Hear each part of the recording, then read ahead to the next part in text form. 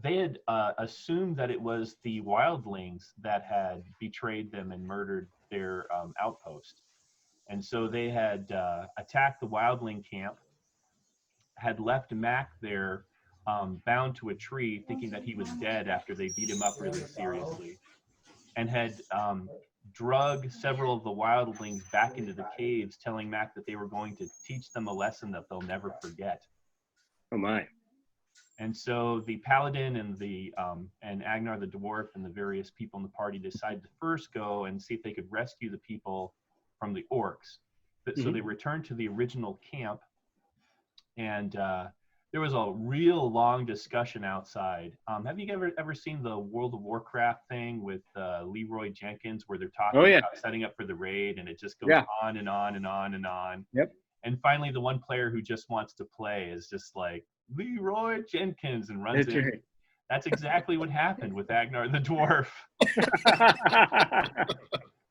And it was awesome. It was so great. So Agnar, kicks open the door, and inside is the female leader of the war band with her 9 bigger orc bodyguards. I remember her, yeah. And she shouts out to this adjoining chamber that they've knocked the door open to, and out comes this ogre.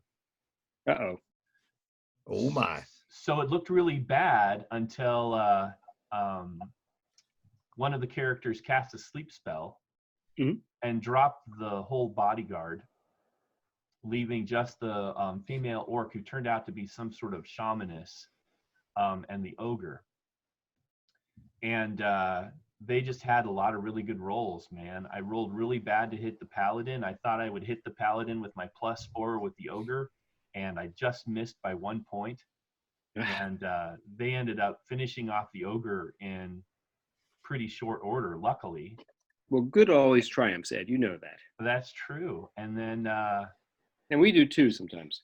And then there was this one hairy point where they were fighting against the shamaness, and she'd shaken awake one of her bodyguards.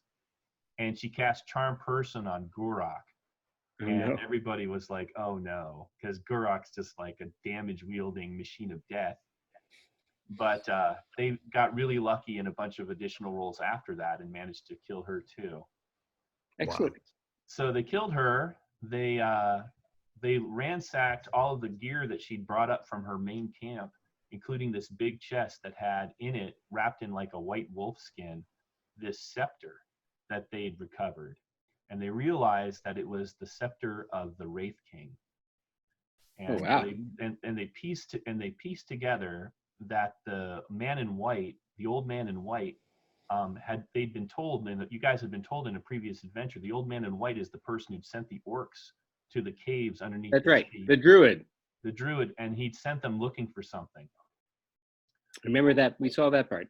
Yeah, so apparently they had found it, and they were just in their camp preparing to gather up their forces to leave when Agnar the dwarf kicked in their door and served up a healthy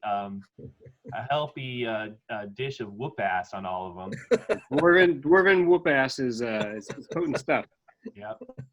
And so they actual type of scotch. So they So they recovered this mace, and let's say Gurak had the mace, and then they followed back their tracks because there were no human captives.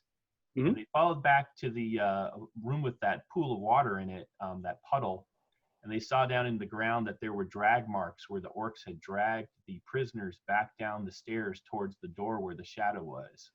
Uh-oh. And so they scouted down there, and what they found was the doors closed and spiked shut. So the orcs had thrown the captives into the room with the shadow and spiked them in there. Mm. Oh. So they opened this room up, and just before they opened the door to that room to try to rescue, hoping that maybe they could rescue the captives, one of them, Agnar, I think, or somebody, Braden, pulled out that sacrificial dagger of the kingdom of Asmergar and was like trying to give it to the paladin to have a magic weapon. Well, paladin's probably not buying into that. That was not a great idea, because there's some kind of mojo going on with that dagger. where it brought the attention of the Wraith Lord right on top of them. Uh-oh. And so all the torches flickered down really low as they felt this presence past them, this invisible evil presence past them and enter the room on the other side of the doors. That's right. That's where the druid was meeting the Wraith Lord to get his instructions. So Right. they called him accidentally. They accidentally summoned him into that chamber because I guess he can only go to certain places where it's sort of set up like a temple to him. Mm-hmm. But Agnar did not open that door. Oh, Gurak opened that door. Oh. So Gurak throws open these doors with his strength, forces the doors with his strength, does a great roll, tears all the spikes out and everything, no problem. Mm-hmm. And the room is filled with this sort of a mist that's up to waist high that wasn't in there before.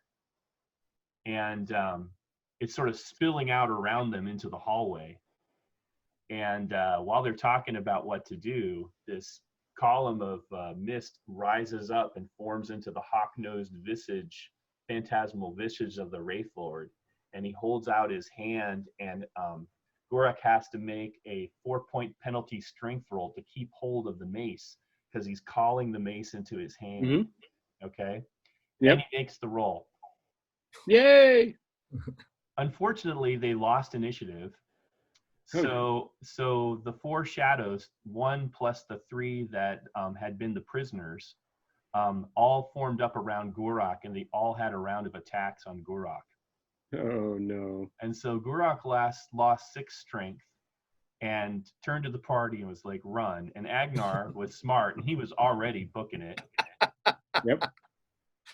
I don't like spooky things. Right. So everybody ran for their lives.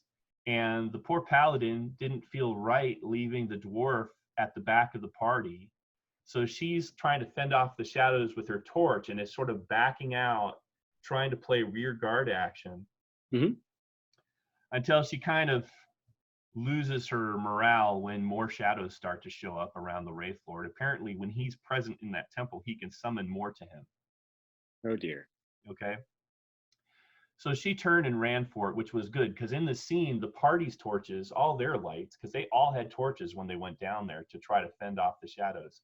All those torches were disappearing around the corner, around the bend. Yep. So the only dwindling torch, which sort of fading in her hand, was the only one left. And so she threw that on the ground and ran for it. Mm-hmm. And she's in plate armor. Oh, no. So not super fast. So not super fast. So she made it halfway there, and the shadows got another round of attacks on her. Mm-hmm. So the party was at the top of the stairs with their torches, and they could just see her being grabbed at by the shadows. And she managed to get out of there, partly because her armor class was pretty good. That sounds like a harrowing last adventure. It was harrowing. And so it's a couple of days later.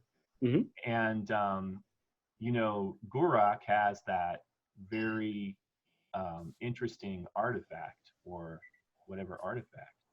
And the mace. The mace. And so some stuff has gone off in game where Gurak's player unfortunately won't be back to join us. So I'm going to turn his guy into an NPC. Mm-hmm. Okay.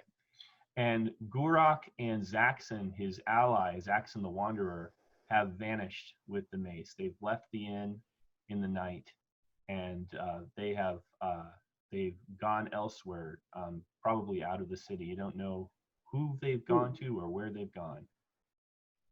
But I mean, one thing we don't want is the mace falling in the hands of the servants of the Wraith Lord, right? The Wraith King. Right. So, if the druids of the Henge can get a hold of the mace, his sword, and his ring, they can bring him back. So hopefully they have the sense not to turn it over to those guys. Hopefully. Well, when everyone gets back, I will greet them and. Yeah. Well, ask I mean, of their it's been a couple adventures. days, right? So we just heard this and. And suppose you probably informed me, and so I wasn't there either. So, I'm so glad you survived, my friends. That seems like a close brush with death. yes. I'm so glad I wasn't there. You guys are a bunch of crazy folk doing something silly like that. What the heck? I'm just trying to find where the innkeeper went from the Ogre's Crown Inn went, and you guys are down there fighting race. Shoot! No, not me. Yourself killed. Yes. I at least had the good sense to run at the first sniff of the undead. That's why I left. Yeah. Yeah. But one thing that does trouble me is this druid. He clearly is up to no good. He seems like a nefarious character working with the dwarves. Do we think that there's still a chance? Elves, not dwarves. What are you doing?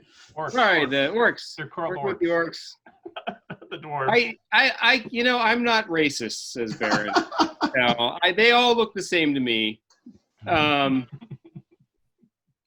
the definition of racism. I don't see race. Yes. Well, that from what I remember, that Gurak is an orc himself, so I wouldn't be too sure he wasn't in on it. You know, he's playing stupid, but I don't think he's that stupid. I know what stupid is whenever I look in the mirror. Well, he was a master thespian if he was just playing stupid. That's all I can say. Yes? When you went into that shadow room with the mist, did you actually see the druid? No one's laid actual eyes on the druid so far. All you've heard are rumors about him down at Langerklif, talking to some of the children there. And later when you talk to Mac, who was a Thieves Guild member and was a sort of a smuggler with the wildlings outside that cave, he had mentioned that they didn't mess with the orcs because they work for this druid and they're afraid of the druid. Wait, let me just to be clear, none of us playing right now were part of that last adventure. Is that right? Agnar was. Agnar was. Agnar was. Okay. Agnar was. And I'm sorry, what was the name of the town where the druid was talking to the children? Langerklif. Langerklif. Did those crazy boys run off with that girl they took from Langerklif? She's still around. She is still here. I heard the cleric talking about maybe taking her over to the nunnery. Yeah. Maybe we should talk to her first, see what she knows. I think that's a good suggestion. I'm sorry, Mike, what's your new character's name here? Oh, they call me Badger. Badger. That's right. I can't remember what my real name is. My pappy just used to call me Badger. How charming, Badger. Oh, no, he was an idiot. That's all I don't even know where he is. Yes. I hope the apple fell far from the tree then. Well, it's tough running a hog farm. You might think it's easy, but it ain't easy. I tell you. I'm sorry if I smell a little funny, but that's just my livelihood. It's a part of the charm of the Black Pilgrim. I got me some back bacon if you want, right here in my pocket. A little bit chewy, but not bad. I need to find that druid, actually, because I'm looking for some herb. You know what I mean? Those druids, they got the good stuff for those tobacco pipes. Well, Haggith across the street has some herb as well. Have you been there yet? No, I can't pinch two silver pieces together, so we need to find us some coin first. Well, I have a few. Perhaps we can go meet with her, and I can make you a loan at a very generous interest rate. Well, that'd be very kind of you, sir. Yeah, that's highfalutin fella like you helping out a little guy like me. I appreciate that. Well, you had me at highfalutin. But Arnold, I was thinking that perhaps Langerklif would be a good place to go next, and to see if we can intercept this druid. Yes, I agree. I think a conversation with him might be very informative. But you mentioned a woman who. There's some little kid around here cooking and cleaning, and the orc came in with her. I don't know if she's his or his charge. I don't know, but if she's still here, maybe she knows something. Is she still here, Ed? Yeah. She's like 9. Her name's Kala. She's her parents died in the fire. Actually, her father died before the fire. He disappeared going off to do some kind of adventuring or exploring a few months back. And then there was the fire, and her house was one of the houses that burned down. And she was staying with the village potter, who's kind of looking after her. We'll try and find Kala then. Okay. She's there sweeping. Kala, can we ask you a few questions? Okay. All right. My friend Badger has some questions for you. If you need me to translate what he's asking you, just let me know. Okay. Hello there, Buttercup. Hello. How y'all doing today? I'm sweeping. Sweeping. She's Well, her broom a little. I think one of my associates, Victor, has bigger plans for you. Maybe head on over to the nunnery and make something out of yourself. But before that happens, The nunnery. what can you tell us about the fire at your house? Oh, I don't really want to talk about that. She looks down at her feet. Oh, it's okay. We're just here to help. Well, I don't know. I think it was monsters. Oh, monsters. Like a fire-breathing monster? I don't know. What makes you think it was monsters, Kayla? I've seen monsters in the village. Really? What kind of monsters? She shakes her head. Now you remember that one reason that you guys took Kyla out of the village is that the poor potter and his whole family where she was staying were completely killed off by that look-alike fetch that looks just like her, that sort of manifested in there and killed all of them right in front of her. Ooh. Well, that's a sad story. She doesn't want to talk about it. She says there's No. there's monsters in the village and I don't want to talk about it. I don't want to go back there. Well, we intend to go back there and to kill the monsters. Okay. And so we're looking for any information that might help us. Okay. And that information would come from you. Oh. I don't know anything about monsters, she says. You probably have seen things in the village. People acting strangely. Strange how? I don't know. Sometimes doesn't the hair on the back of your neck rise when you come across something that's not right? Can you think of it? When somebody's being mean and she takes a little step back and you see her little right fist ball up and you see a crackle of magical energy around it. Oh yeah, I forgot about that. As she's staring daggers at Baron Fell. Baron Fell ignores that. No one would dare attack Baron Fell.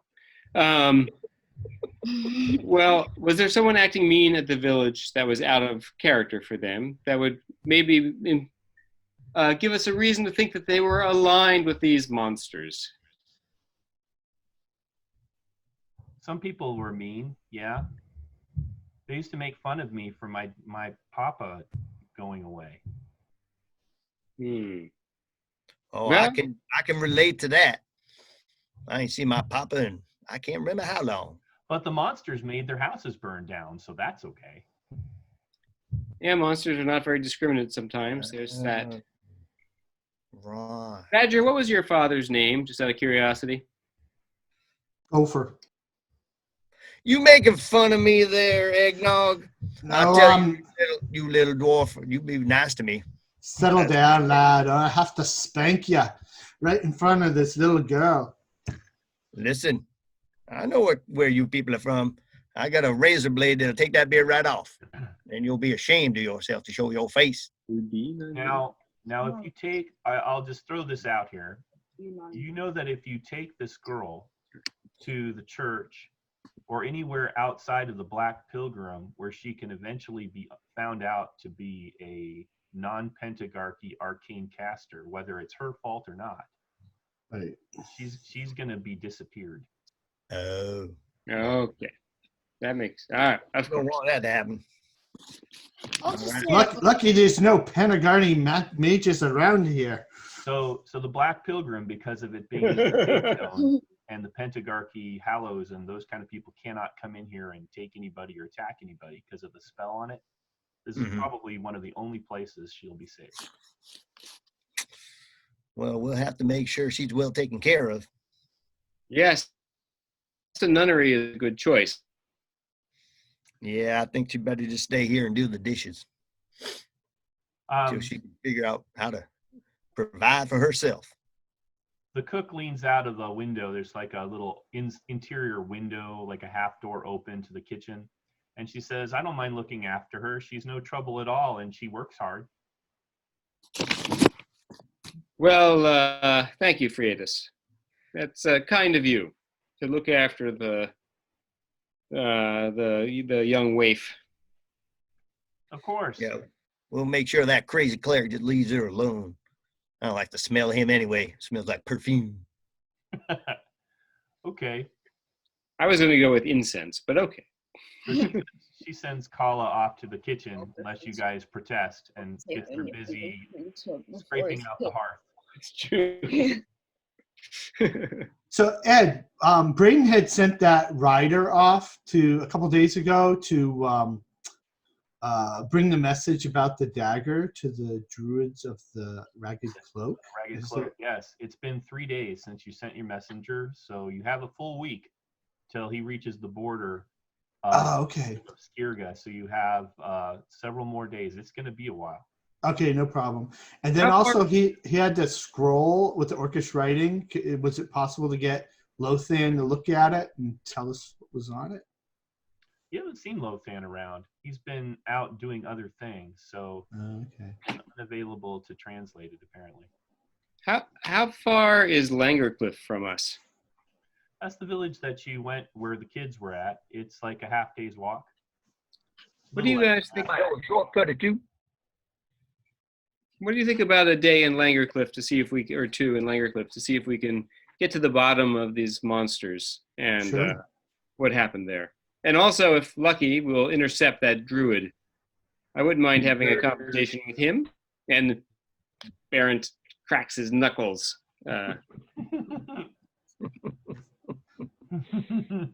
Or wait, maybe he twirls his mustache. That's probably more. It's too bad we don't have Kimmick. He was there the last time. He was Kimmick. That's true. He made friends with somebody in the village, didn't he? Well, maybe he'll join us. We'll leave word with Friedas for Kimmick that if he arrives at the Black Pilgrim, that he should come join us in Langerklif. Okay. Another one of those little short folk there. Maybe somebody for Agnar to recruit eventually for his mission to go back to the mountain. Exactly. I've already been scheming up a dwarven army. Well, get enough of these humans killed off. Maybe people will make enough dwarves that you can have a dwarven party. We have 3 already, so I think that's top for the number of characters. We need 7. We need 7 dwarves for sure. So. All right. And can Braden just sort of give them a hint that maybe they should talk to the lady who lives in the fancy house if they're looking for the druid? They're all grumpy. Yeah. All right. So Braden lets you know, because he's not going with you this time, that there's a beautiful woman that lives in this very fancy house and lives with a very famous artist. And she knows a little bit she seems to know something about an evil in the forest that may have something to do with the druid. Okay. Well, we should definitely talk to her then. She's in Langerklif? Yes. Okay. And do you remember her name? What's her name? From what I can tell, there ain't too many pretty ladies out there in the wild, so should be pretty easy to find. Nice. Sorry, Ed, I don't remember her name. Lily. Lily. Okay, that should have been easy. Oh, Lily. Still. That's all right. Lily lad. Well, and Badger, beauty is relative. You know, what I find beautiful, I'm pretty confident is different than what you find beautiful. Exactly. Very possible. She's pretty enough, but she doesn't have a beard, so you know. There we see. Case in point. All right.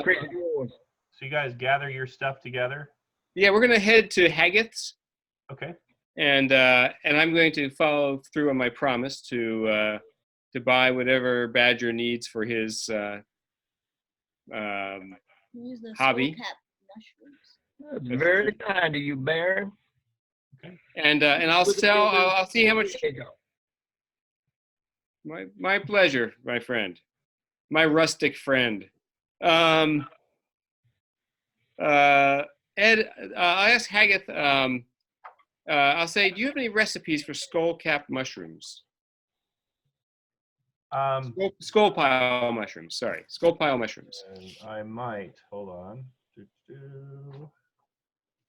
In the meantime, there's a halfling tobacco called Apple Leaf that she has. That's fairly inexpensive. It's just she sells things in gatherings, what you use for alchemy.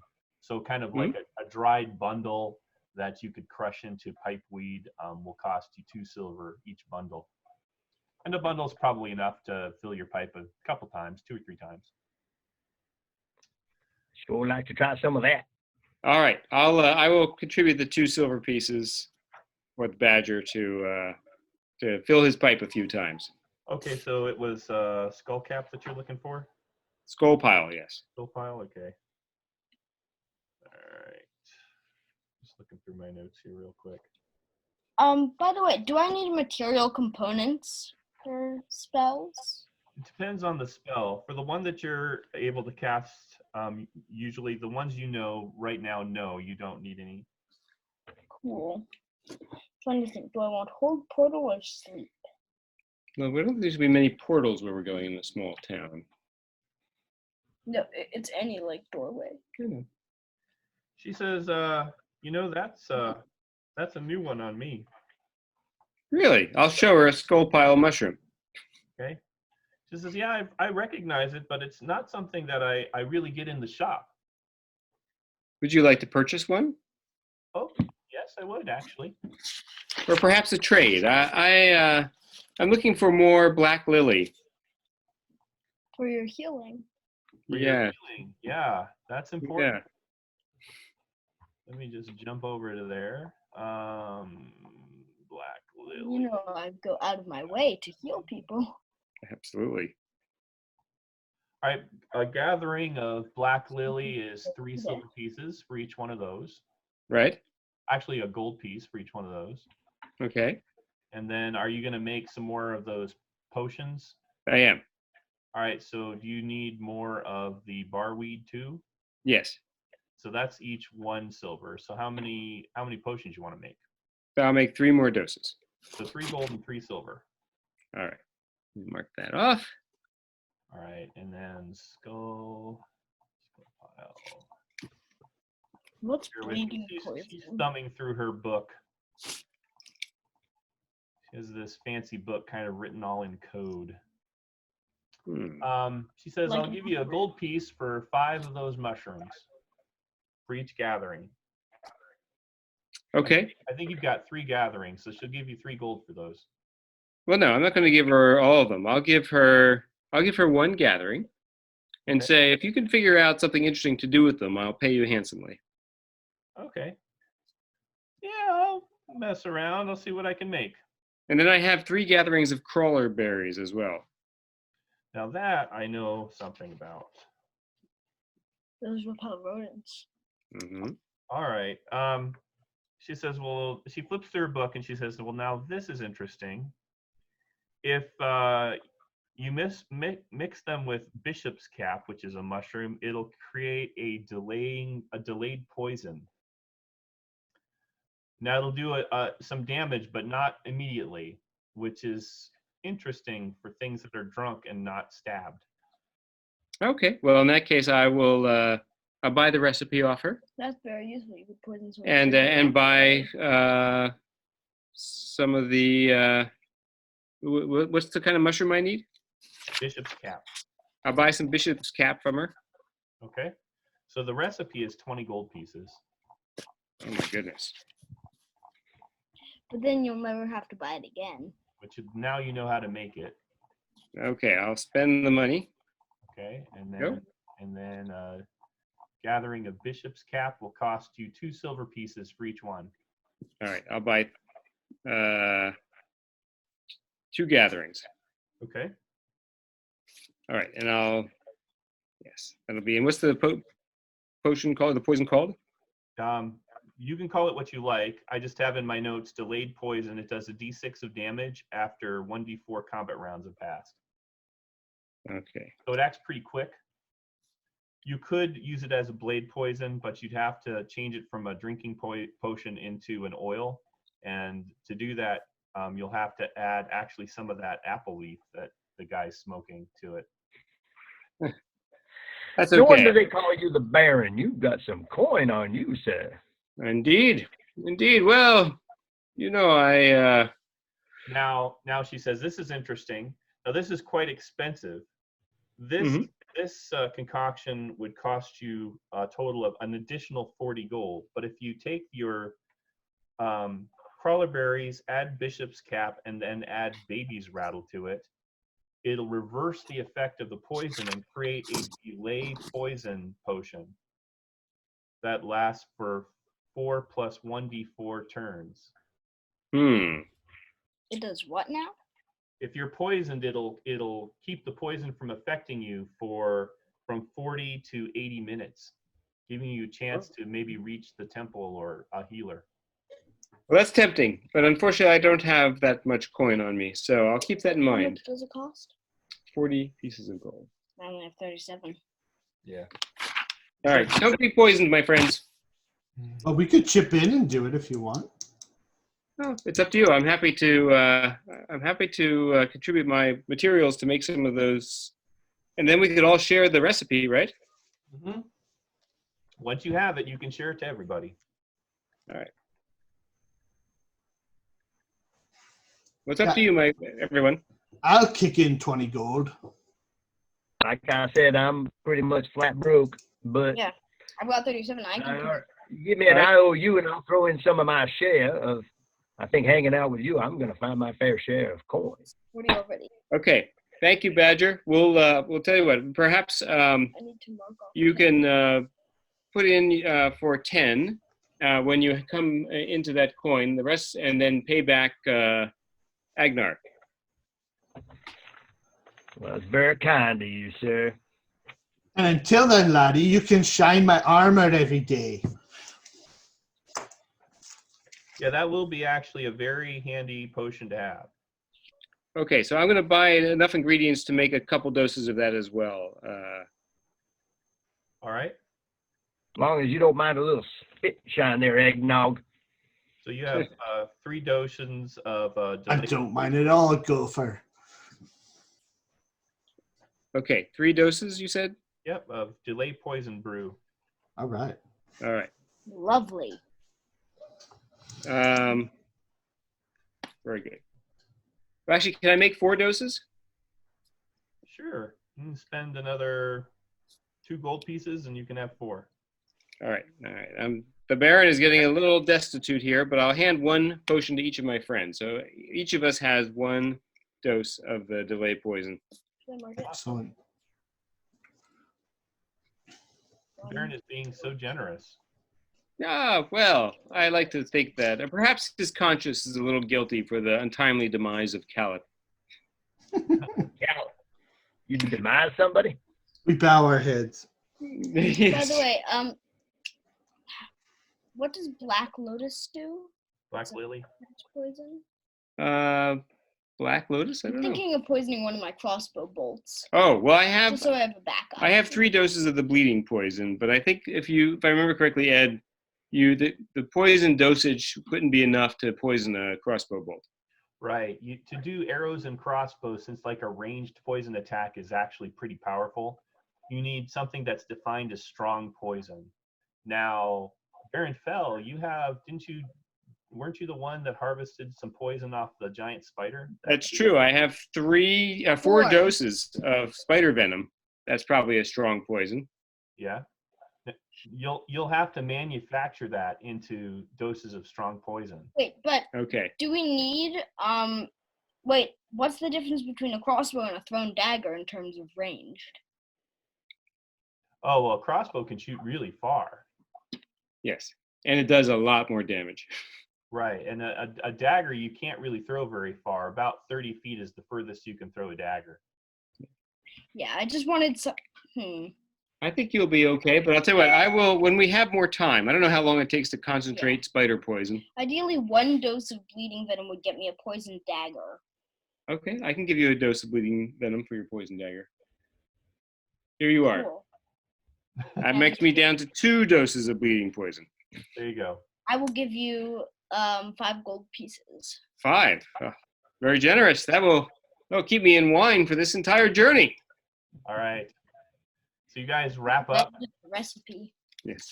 Haggith says, good luck. Good luck. Have fun storming the castle, boys. Thanks, Haggith. Your charms continue to grow on me.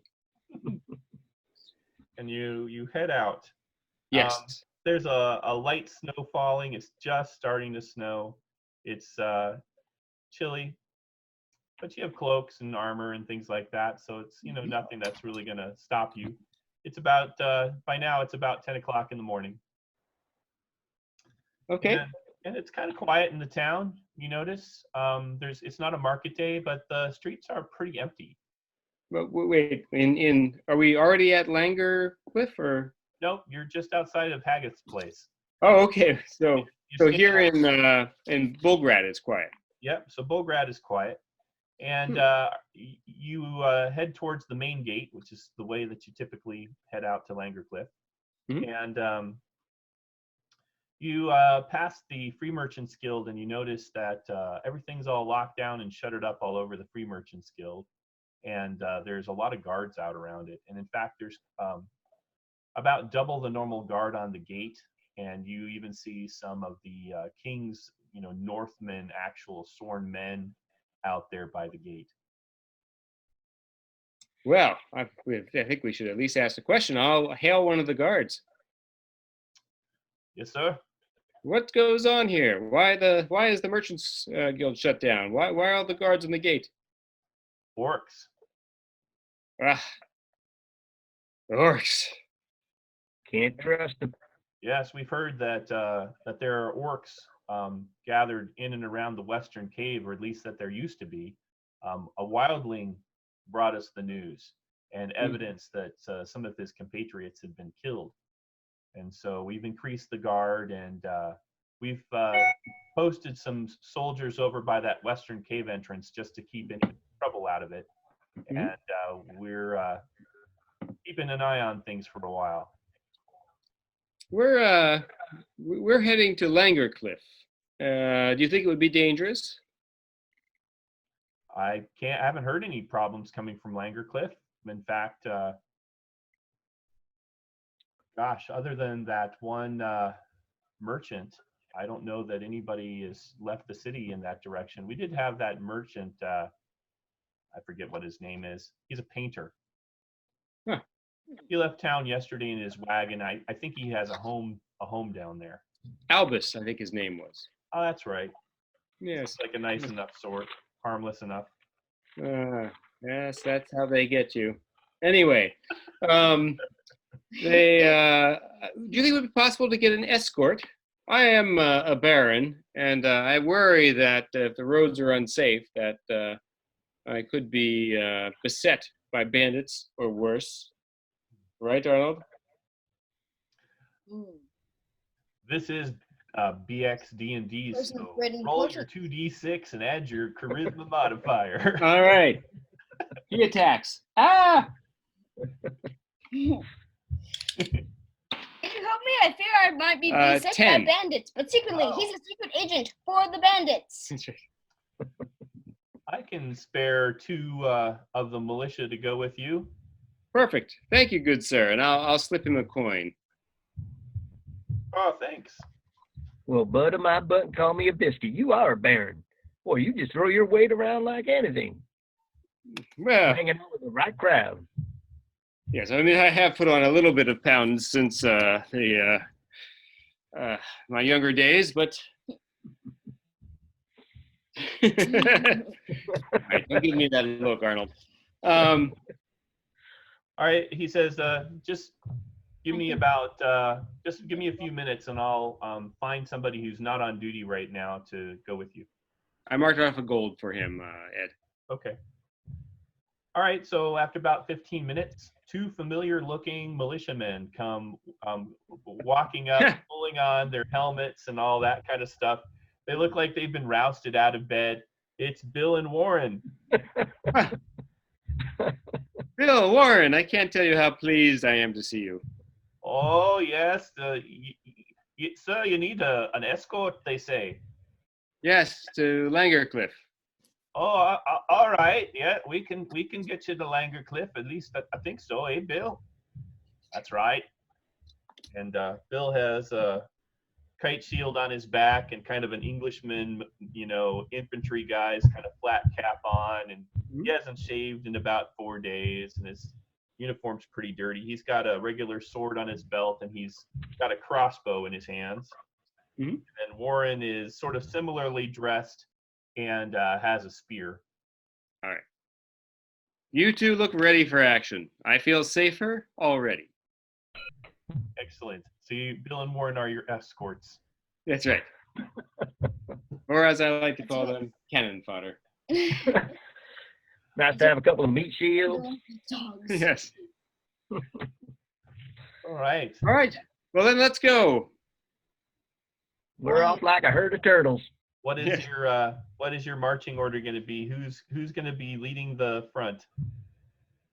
Ender will be up front. Oh, really? All right, Agnar. That's very nice of you. I'm not letting my goal get too far away from me. You want one of the men-at-arms to be next to Agnar? Sure. We'll put Bill in the front and Warren in the back. Yeah. All right, okay. So the second rank you want to have Badger. So Badger, do you have a bow? I do. Yes, I do. I can shoot right over that little dwarf. Just don't pick your head up too high, boy. That's what I was going to say. We'll put Badger behind the dwarf so you can shoot over him. I'll be next to Badger. Okay. Okay. Right. And then Maybe not too close. The Baron. Yeah, I got a little bit of a funky smell going on, son, so maybe a little bit of distance. And then you got Warren in the back. So let's see. There are 6 of you. Excellent. Perfect. All right. I wait for at least 10 minutes before complaining about the length of the walk and the my feet are cold and wet and yes. All right. So you're sitting all posh and then, oh my God! So are we there yet? Exactly. So you head out of the gate. You kind of come out. You cross a little bit of a ditch with a flat little section of wood bridge. There's kind of dried from the winter tall grass and kind of scrubby trees scattering this big hillside. And you're passing the foundation of that old building that's kind of on the downward slope below you. You found a fire there before, but not much else. You've seen that before on your way to the town. And then you keep going for a while, and you come to the part where the ground dips, and there was that big washout where you have all the big stones and that sort of thing. Like some of the boulders have rolled down the hill over time. And what do you want to do there? Do you want to continue following the road along the edge of the cliff with the washout right over your head and all the boulders and everything? Or do you want to kind of cut around it or above it or below it? Or how did you go last time, Agnar? I wasn't here last time, but Kenneth told me that those boulders could fall down on our heads. He suggested we look for another way around. Okay, well, that sounds painful. So I'd be happy to scout out another way. I don't think that looks too safe myself. I can go take a look, see if I can find maybe a little game trail or something. Okay. Maybe. Thank you, our way around here, up above it. My head is very large. It's a big target, so I think we should definitely find another way. all right. He'll be good finding a game trail. He's pretty gamey already. Truer words have not been spoken. Yes. First, I'll look to see if I can find some wagon tracks, see if that painter came underneath or if he found another way. It might be pretty obvious which way he went in the snow. Yeah, it looks like his little two-wheel cart with his mule just stayed on the regular path. Very well. Okay. One concern I have is if the orcs or druid think we're following, they might have rigged an ambush. Oh, that's a good point. I'd hate to have someone actually throw rocks down on my Yes. head. That sounds even worse than having them I just feel like drop that would naturally. increase chance So of Badger, you're kind of leading the group. I'll look for a path that goes above. Yeah. You find a foot trail or a deer trail kind of going. There's a big, long, steep slope that's several hundred yards between where the road is going along the edge of this huge cunning tor, this huge hill, and then the wall of the town. So you can see the wall kind of off in the distance above you, but right now you're on a footpath which climbs a long, low grade, so kind of uphill before bending back down again into the hazy distance. The path is hard-packed, earth crisscrossed by thick, gnarled tree roots, which are sometimes treacherous. Tall shafts of elven grain mixed with the merry colors of beggar button wildflowers flank the path. Swaths of shade cover the trail in patches from where occasionally like trees are kind of casting shadows down on it. So do you want to do anything kind of in this place where you're standing, or you just want to cut right back to the main track?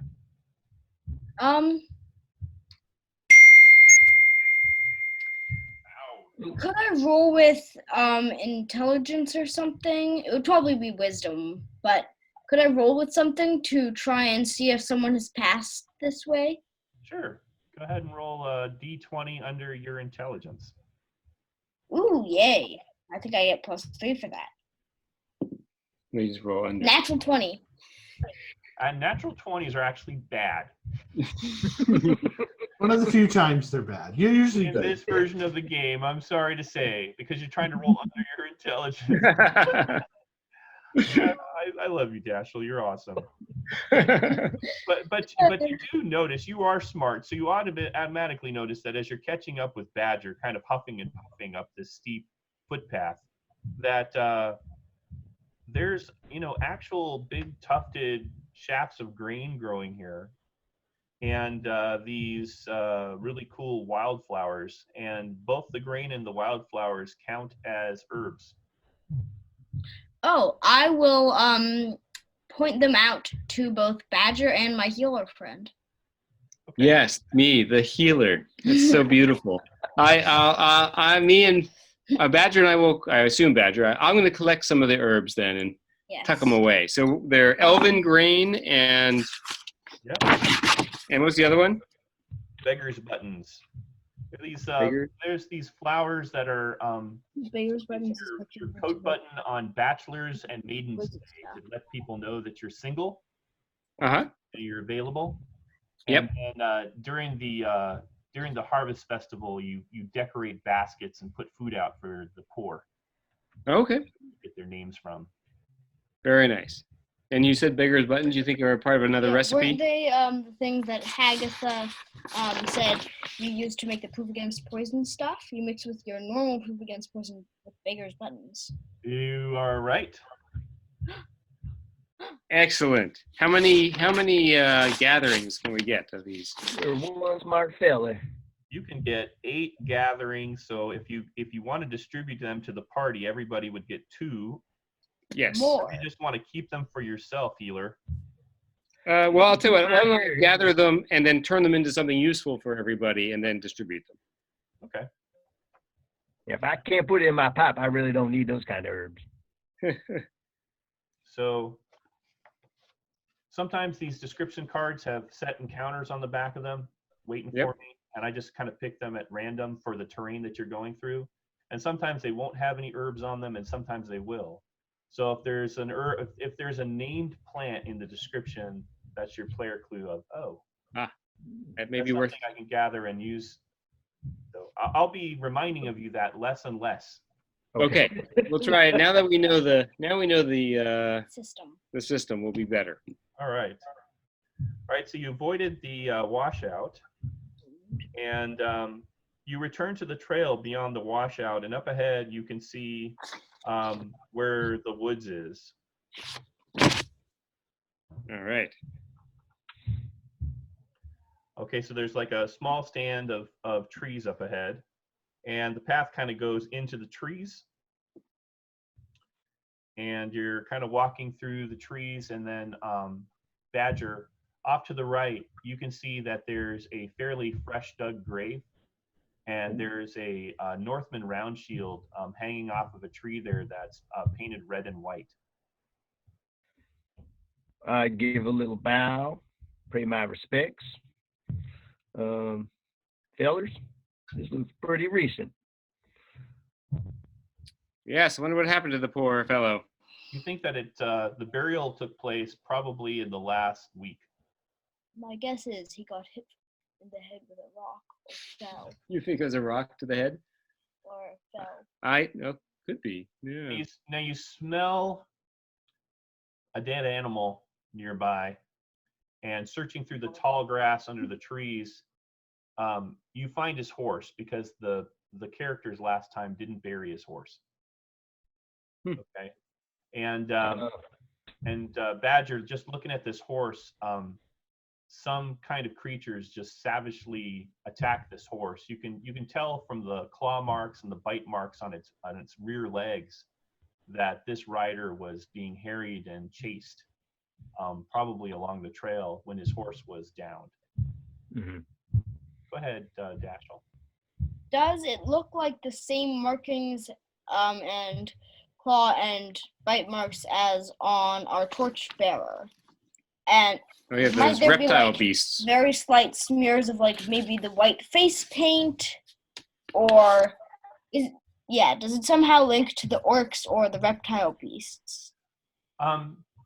To Arnold, it looks like it could be, because they do look like a beast or a wolf or something like that was definitely after this horse. Now, Badger, do you want to make a tracking roll and see if you can find any tracks? Yes, sir. I've got a 20% plus or minus any modifiers. We'll go with dark blue first. 82. All right. You only find a couple of traces left. You find in a muddy part a human handprint, you think, kind of pressed down in the mud, but there's like talons coming off the hand. Okay, and then you find part of a footprint, and it looks almost like an elongated human footprint, but again, it has talons. Do they look like the orc footprints we found in the cave? No, the orcs were wearing hobnailed boots, like soldiers' boots. Yeah, this seems more like a beast man, perhaps. A beast man, yeah. And you don't see any orc footprints around here. You know. Or maybe to be more specific, a monster. I don't get it. Dun, dun, dun. Didn't the young lady, the girl, whatever she was, Monsters, yeah. Kayla, mentioned that there was monsters? Yep. Yeah. That seems right. monstrous to me. Or someone with terrible personal grooming. But either way, it's monstrous. All right, so you are more than halfway to Langerklif. You're kind of on the downhill slope of the Cunning Tor. And finally downhill. Yeah, yep. You only have maybe another hour left to go. An hour? Oh my God. I must rest for a moment. You do realize you got to go up on the way back. Yeah. Right. We may just settle there then.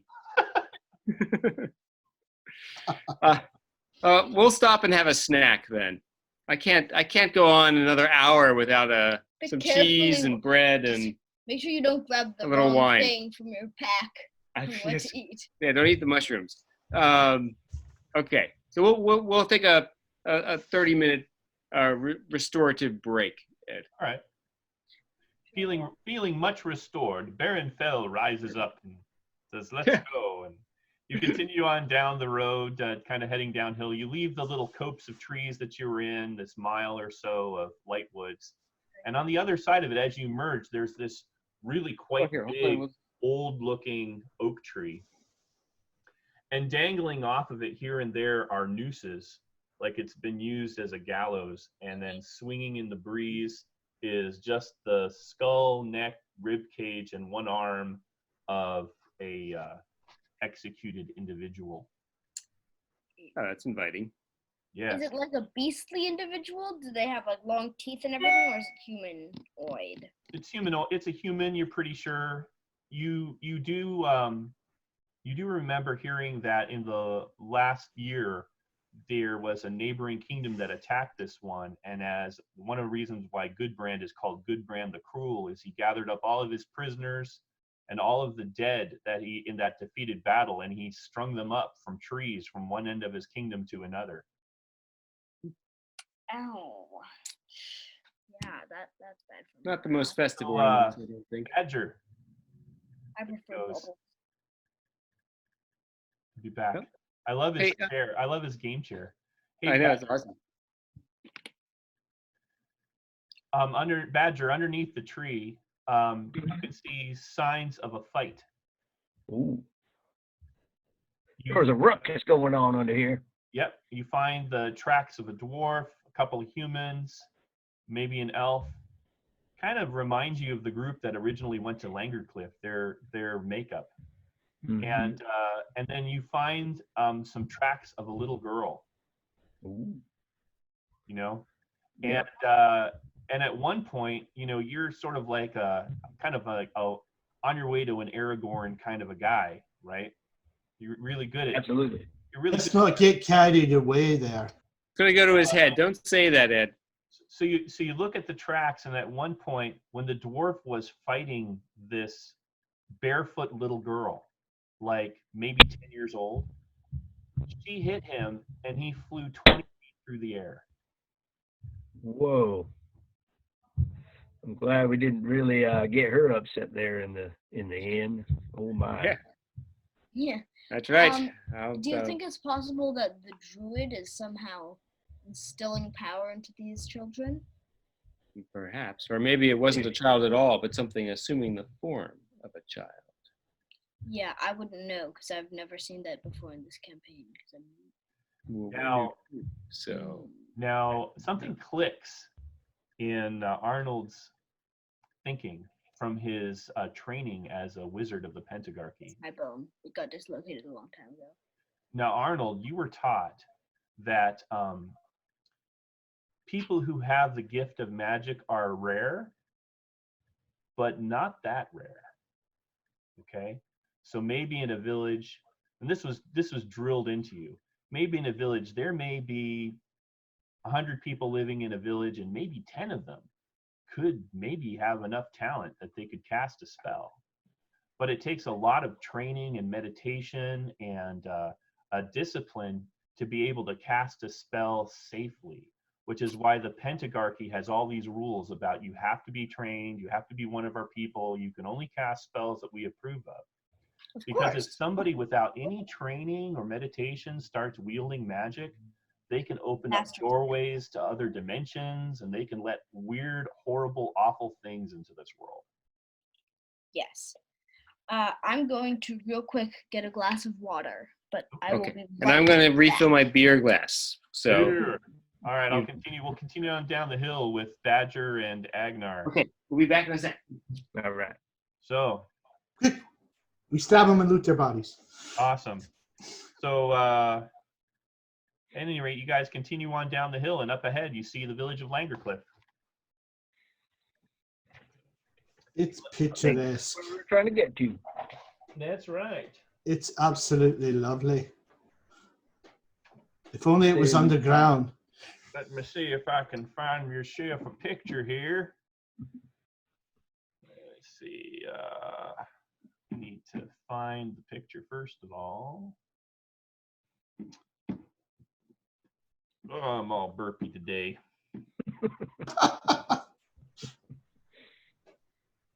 Here. Beer is good.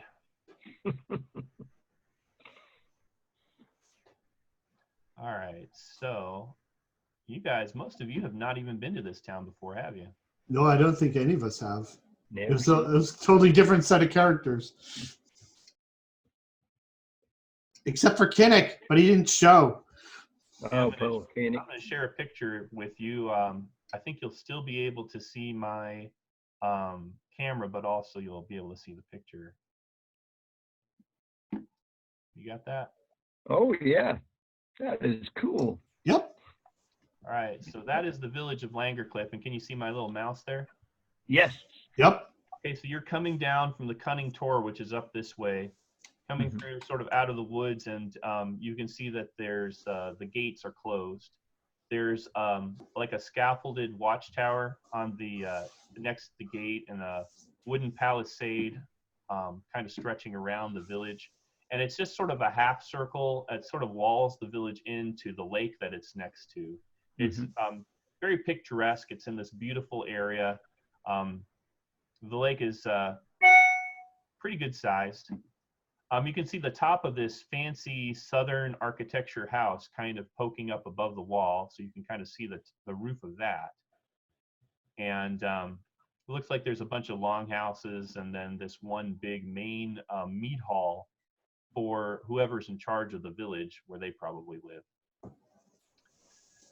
So at any rate, you guys come to the gate and the gate's closed. Oh. Are there any guards? You don't see any guards. There are no guards visible, and there's no guard in the tower.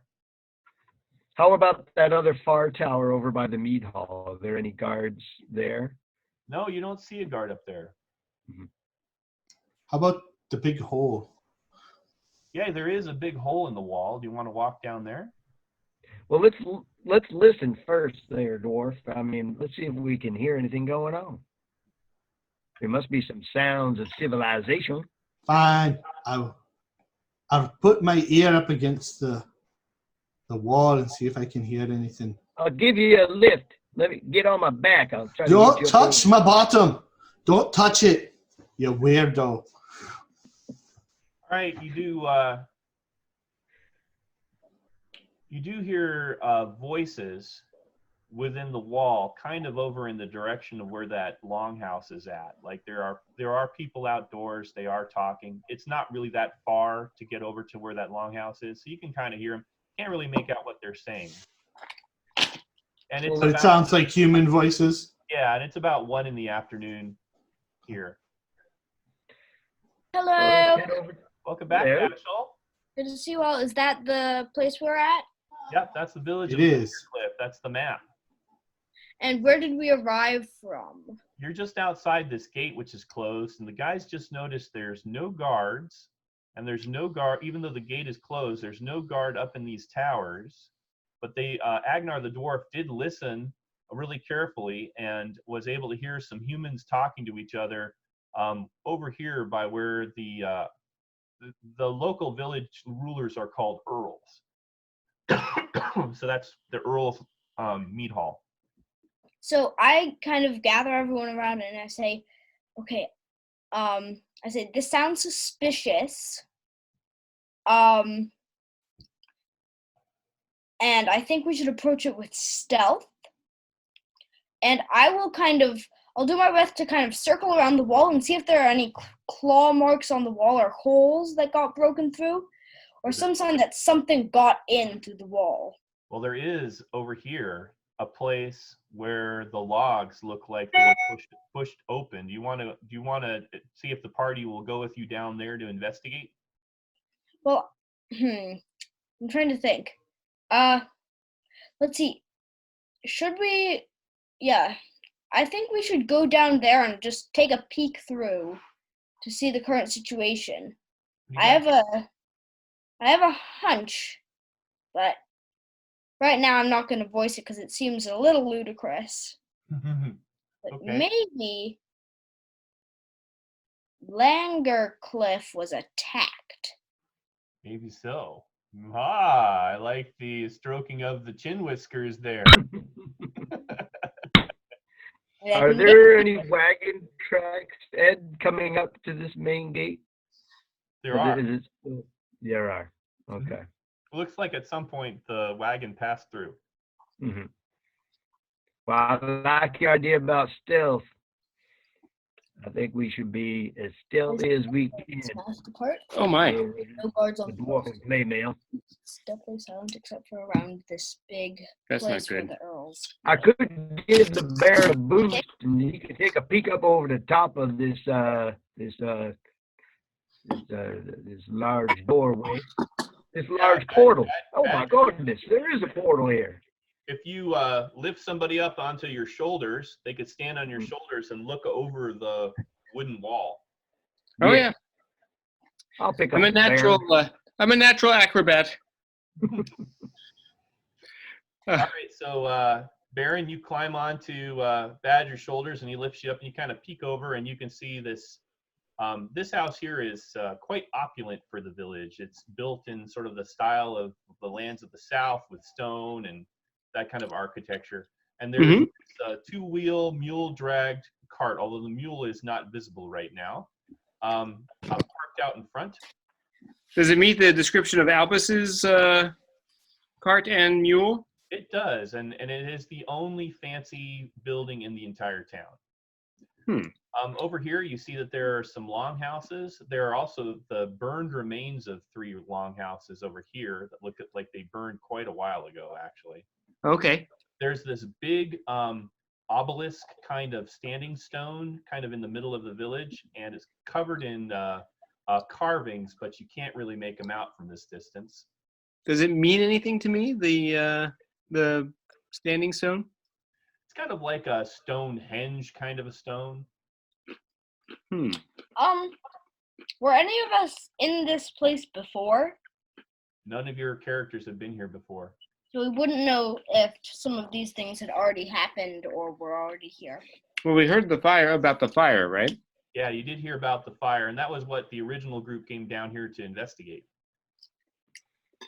But there's nobody. I mean, what time of day is it? It's 1 o'clock in the afternoon, roughly. And it's dead silent. And it's not dead silent. There is a cluster of villagers kind of between the Earl's Longhouse and the smithy here. The smithy fire is not putting out any smoke right now. And all of those individuals, there's 6 of them. They're all in their full armor, with all armored up. They've got their shields in their arms. And so that's the only people that you see in town. Well, I'll describe all this while I stand on Badger's shoulders here, and then say, I think something. Albus's house is completely boarded up, like all the windows are closed and boarded. Interesting. But we're at the back of his house or the front of his house? You're outside this gate. See where my mouse is? And he left the day before us, the guard said? Right here outside the wall. All right. And Albus's house is this number 4 here. Yep. Yeah, did the guard say he left the day before us or just earlier that day? The day before. Well, we have a way in through that opening in the wall, or we could knock. We probably don't want to come in uninvited.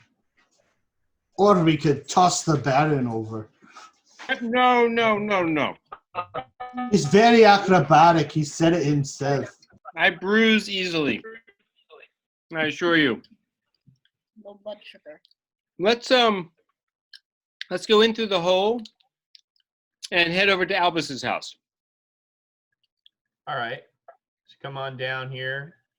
If you come in through this hole in the wall, you're going to be basically walking right out in view of these Northmen gathered in front of the Earl's house, unless you want to sneak past them.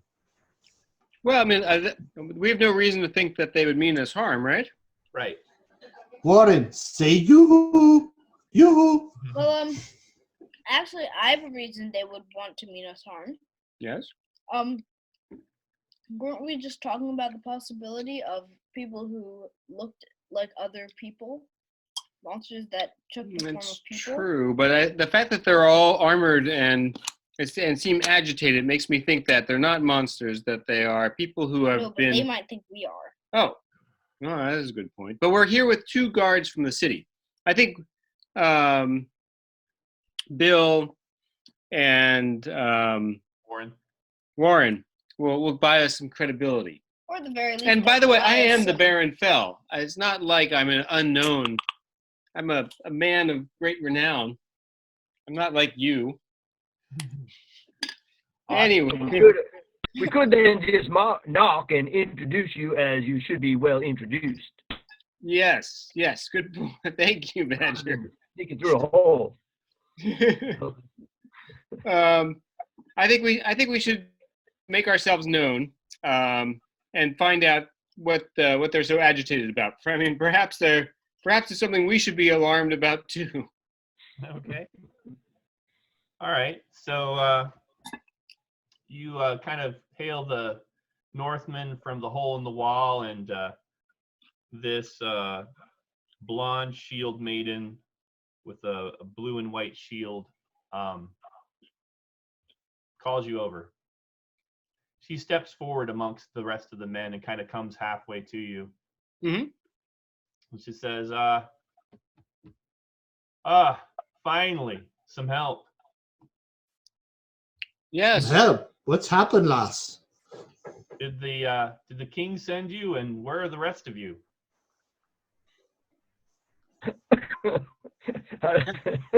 Look around. This is pretty much all of me, woman. I haven't left any of my parts behind. Well, we've got the Baron here. I'm here to save the day. What seems to be the trouble? The trouble is that we're being hunted in our own village. He says we sent a messenger a week ago, and when he didn't come back, we sent a runner, and we expected that our word that the village was being attacked would at least elicit some kind of response from the king. Have you not heard of our problem? Would you like find a dead horse in a shield, which might be the runner or the messenger? Would you like the good news or the bad news? Go ahead. The good news is that the king has not ignored your pleas. The bad news is that he has not heard your pleas, because I believe your messengers were slain. But fortunately, we're here. So how can we help? Is it orcs? We're very good at killing orcs. I wish it was orcs. This is something supernatural. All right, it was nice knowing you, lass, but I've got things I got to do back in Bolgrad. I grab Eggnog by the collar. You're not going anywhere. Let go of me, gopher. Supernatural, you say? Can you maybe? Perhaps we need to come in and meet with you and the rest of the leaders of this village and figure out how we can properly address whatever it is that's causing these problems. Come talk to the Earl, she says. X-Rays does it every time.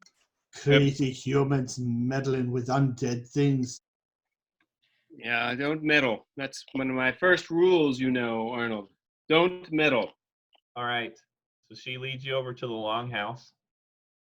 This large kind of overturned boat-looking building, and you kind of go past the stone here and through the entrance. And inside, there's big feast hall. It's got 4 big feasting benches, and then on the far side, a big long table with some fancily carved chairs. Mm-hmm. There seems like there's another dozen or so warriors inside of this hall.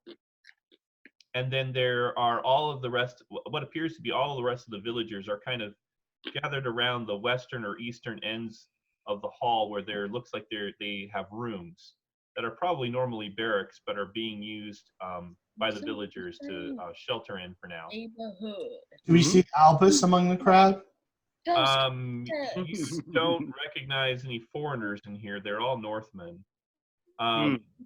There is an older man sitting on the throne, obviously the Earl, and the shield maiden goes up and says, Earl Horik, these folk here are from the city, from Bolgrad, and perhaps they can aid us in our problems. And the Earl says, I elbow the ranger and say, bow, you skivvy lad.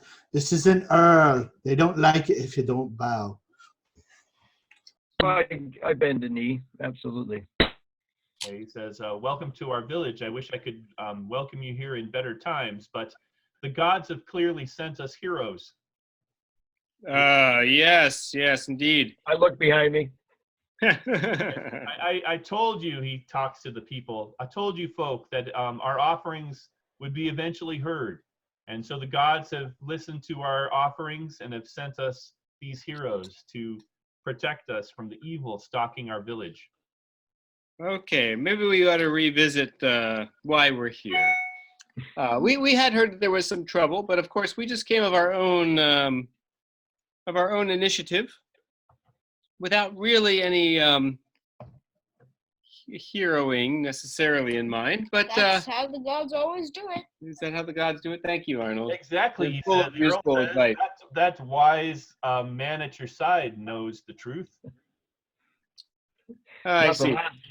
Not the first time I've been volunteered for something. Well, I didn't earn the name Baron Sissy Fell for being a coward. Oh, that actually surprises me. Ouch. I'm wounded. He says, so we are here, we are hunted in our own land, in our own village. Some evil has been brought upon us now. Can you describe what it is that is happening? Says, I'm afraid that the children of this village are cursed.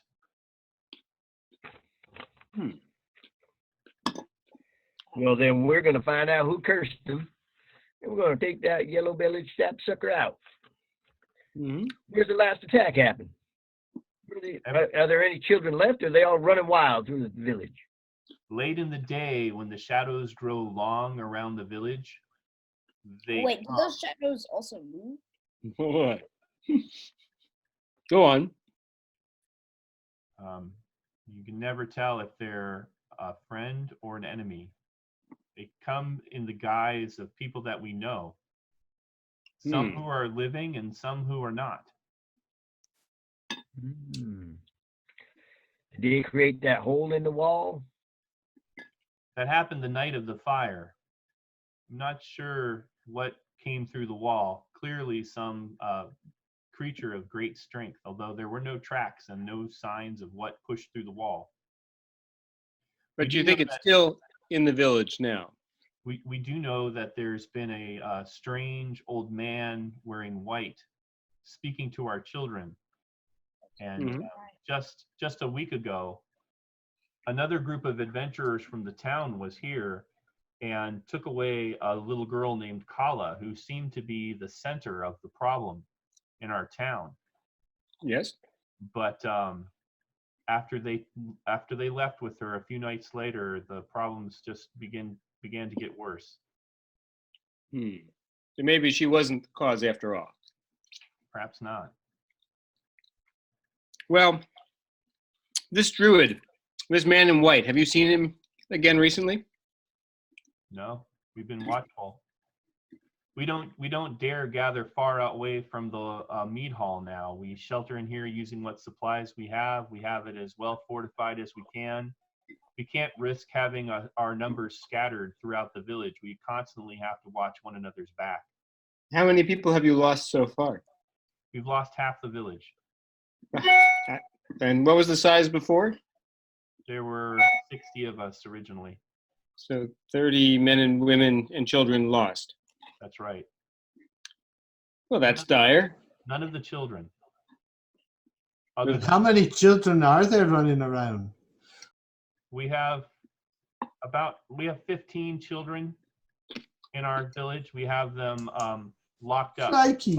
Locked up in one of the longhouses for their safety and ours. Which longhouse? He points over in this direction. All right. Very good. And there's a painter who lives here, if I understand correctly, a fellow named Albus. A foreigner, yes. Have you seen him? No, he's hiding in his house.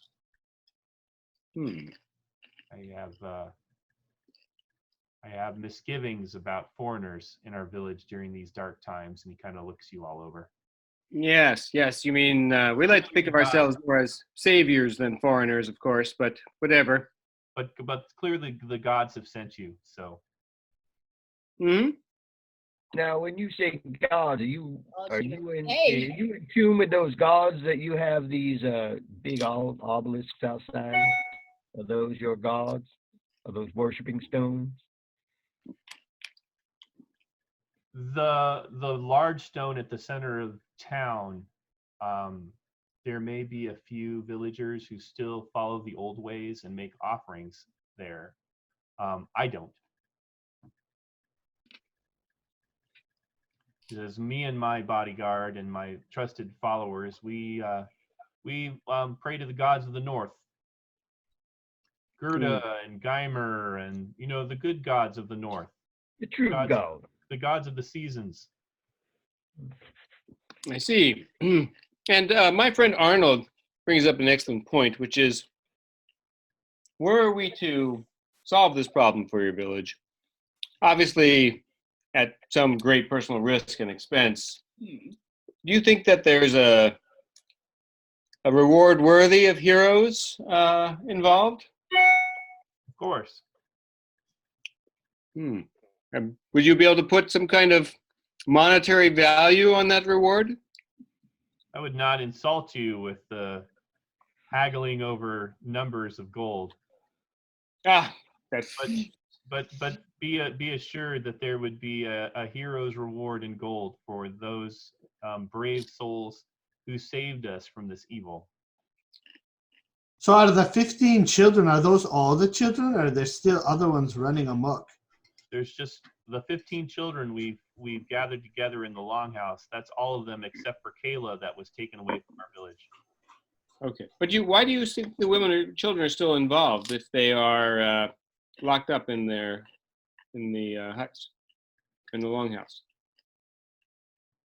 We didn't realize it at first, and that may be why we lost so many of us. But the monsters appear in the guise of the children. Well, it's disconcerting. I find children creepy anyway. Yeah, and I whisper under my breath. They're so small. It's just disconcerting. No offense, Agnar. I got an idea. How many children do you know that got a beard like this? Why don't we shave the dwarf's beard, and then the druid will want to come to the new child that's in the village? Why don't we bury the gopher in his hole after I chop his head off? There's a huge difference between badgers and gophers, Agnar. Even I know that. Now, friends. And I know nothing. We are all friends here. Yes, of course. We must stay focused. We're slaying monsters and you got to lure that druid out somehow. But if you want to talk to that foreigner Albus and see if perhaps he's involved in some way, he probably is, isn't he? Then I would be happy if you did so. Yes, I find that you should only trust royalty, not foreigners. That's my advice.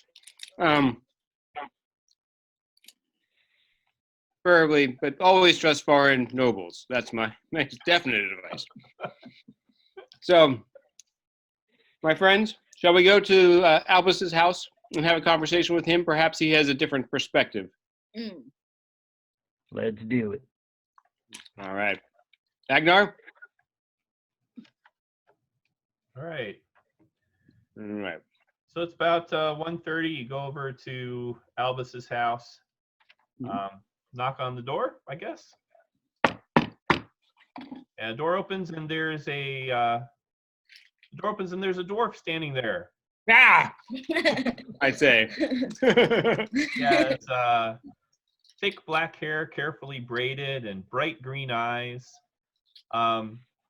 Hey, Agnar, aren't you from the Red Hills?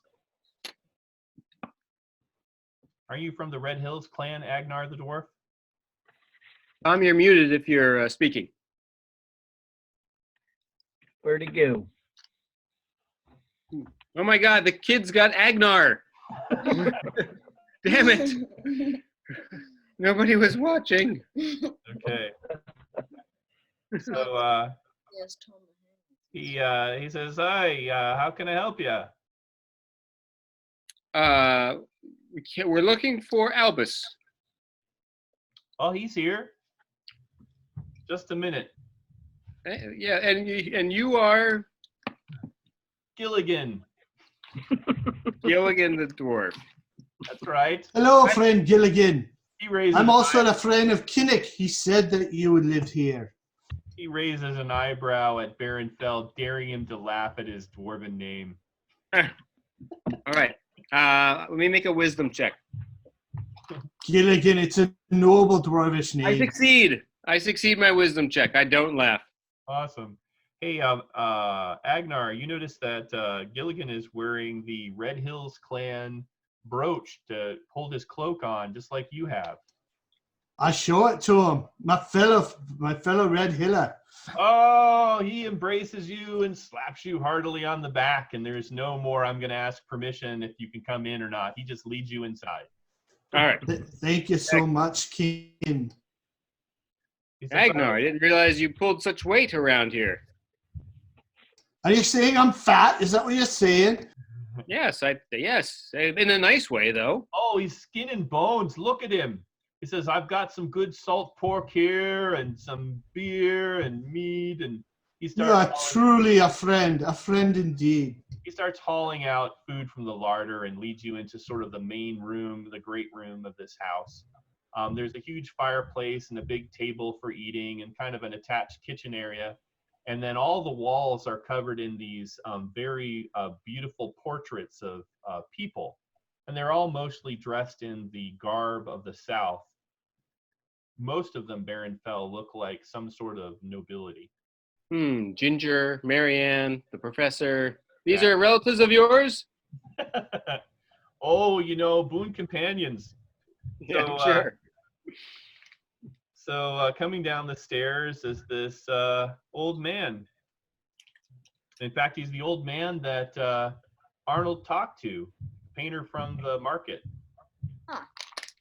He says, "Hello, Arnold. Hello, Arnold. What brings you here?" We heard there was trouble afoot in this lovely village. Yes. I wish I was a hero. I would try my best to resolve it, but unfortunately, I'm just an artist.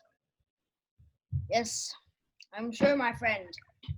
Well, do not fear. Help has arrived. Excellent. Well, I see my friend and bodyguard, the dwarf Gilligan, is providing you with food. That's good. And he sits down. Very good, thank you. Invites you all to sit and offers the Baron some wine and Badger ale. Is it good wine? Excellent wine. Well, Yes. I declare him not the monster. You'd be better off offering Badger a bath. Now, you are all welcome in this house.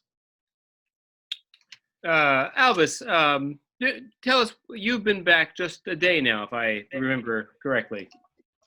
Yeah, I don't often get down here, and I'm both glad I got here when I did and a little terrified.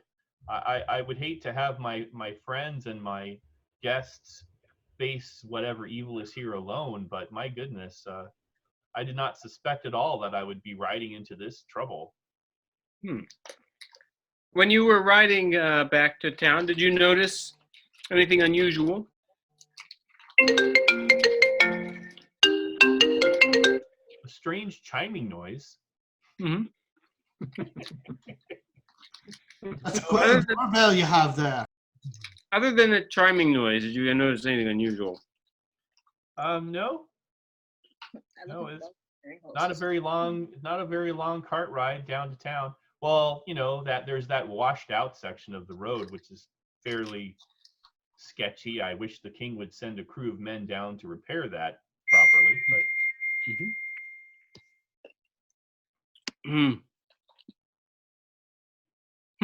Wait, let's ask if he saw the Northerner's shield. The Northerner shield was up above, right? It wasn't down below on the trail. Yeah. So he wouldn't have seen it if he took that path. Is that right? He would have seen it in the woods on the way on the path. Did you see did you see anything unusual on your way back? Oh, well, by unusual, there was that grave, I suppose. The shield? Yeah. Yes. Wait, I have an idea. If we ask them, the people, when they sent out the so he saw it too. Yes. If we ask them when we sent, He's sitting right there.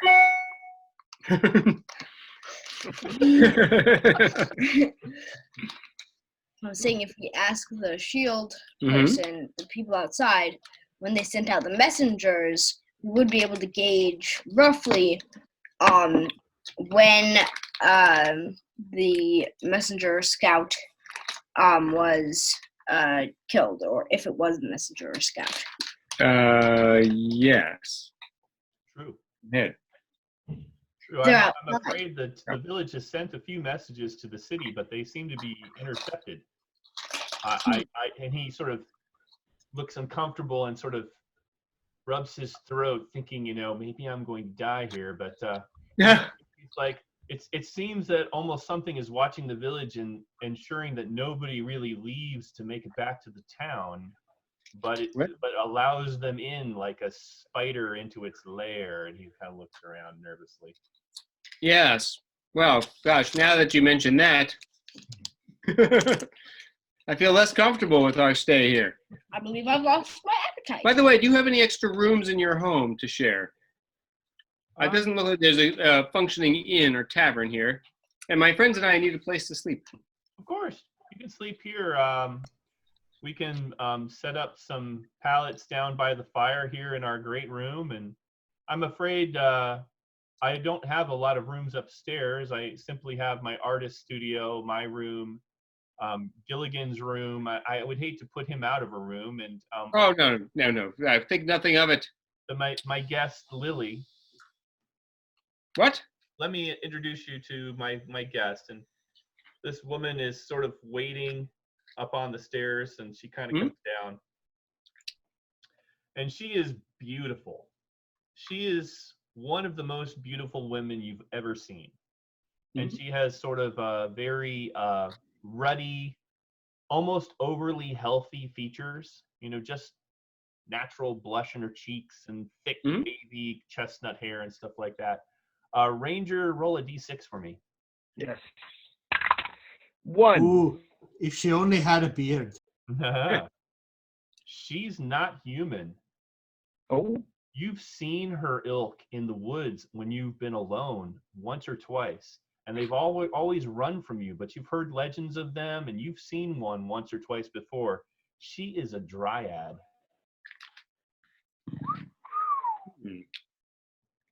Now, only you know that unless you reveal it. Don't mention that to her husband. Albus, you're one lucky boy. You're one lucky boy, I tell you. Woohoo! Hanging around. Lily is my guest. Her family was attacked on the road some months ago, and I've been offering her a place to stay here while she decides where she wants to go next.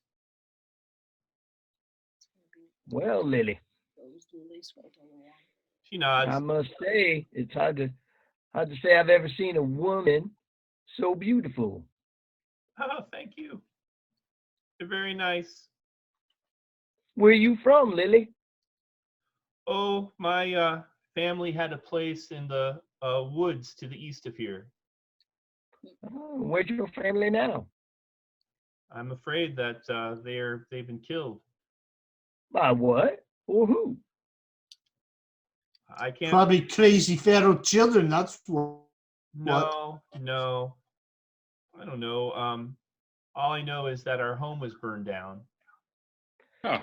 And I was crying on the side of the road, just completely distraught. And Albus was riding past on the road in his cart with his mule, and he's treated me Very well. He's treated me with a lot of kindness. Well, I would love to know where your house was. I think we could probably put 2 and 2 together if we can find a reason why all these houses are getting burned down. Your parents didn't upset anybody, did they? Well, there's an evil in the woods, in the old woods to the east of here, that's been growing for a while. Do you think it's connected to the events in this town? She looks at Albus and he nods at her and she says, I think these folk have been sent here for a reason. Perhaps they don't know what force has sent them here, but I think it's a force for good.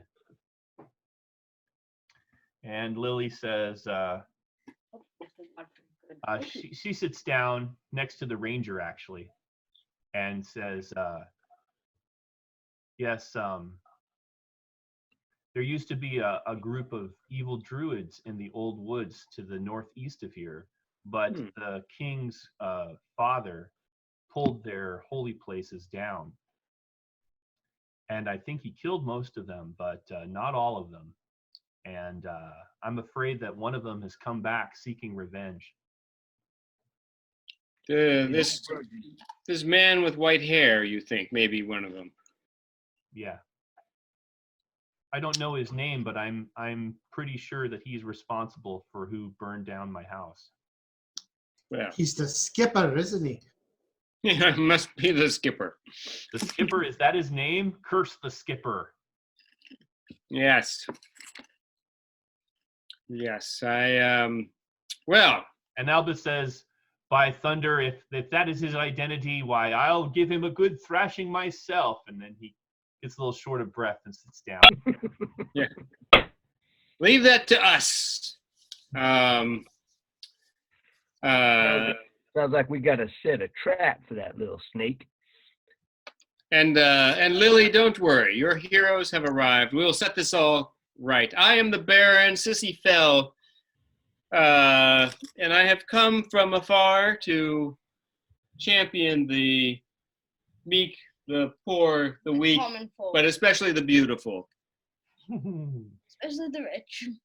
Oh, and the rich. Oh, yes. I leave off the rich and them too. And the well-connected. Yeah, and the well-connected. Yeah, actually, there's a pretty long list of people I'm championing. But I'm going to put you number 3 based upon your extremely attractive appearance. He looks very out of place and uncomfortable in all this social setting. And she says, well, I thank you so much for your kindness. And then and says, if you'll excuse me, I think I'll return to my room for now. I give her a little wink and I whisper, your secret's safe with me, sugar. She leans in and whispers in your ear, thank you, good woodsman, and pats you on the shoulder. My pleasure. You feel her put something in your pocket as she walks off. It's a bomb. It's probably one of those little pine-scented trees.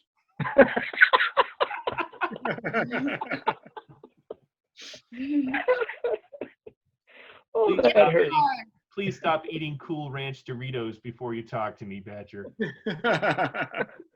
It's a gift card for Ranch It's wounded once again. But when it's not an obvious time, I'll take a peek and I'll put my hand in there and try to feel around, see if I can figure out what it is without looking at it. Feels like an acorn. Oh, an acorn.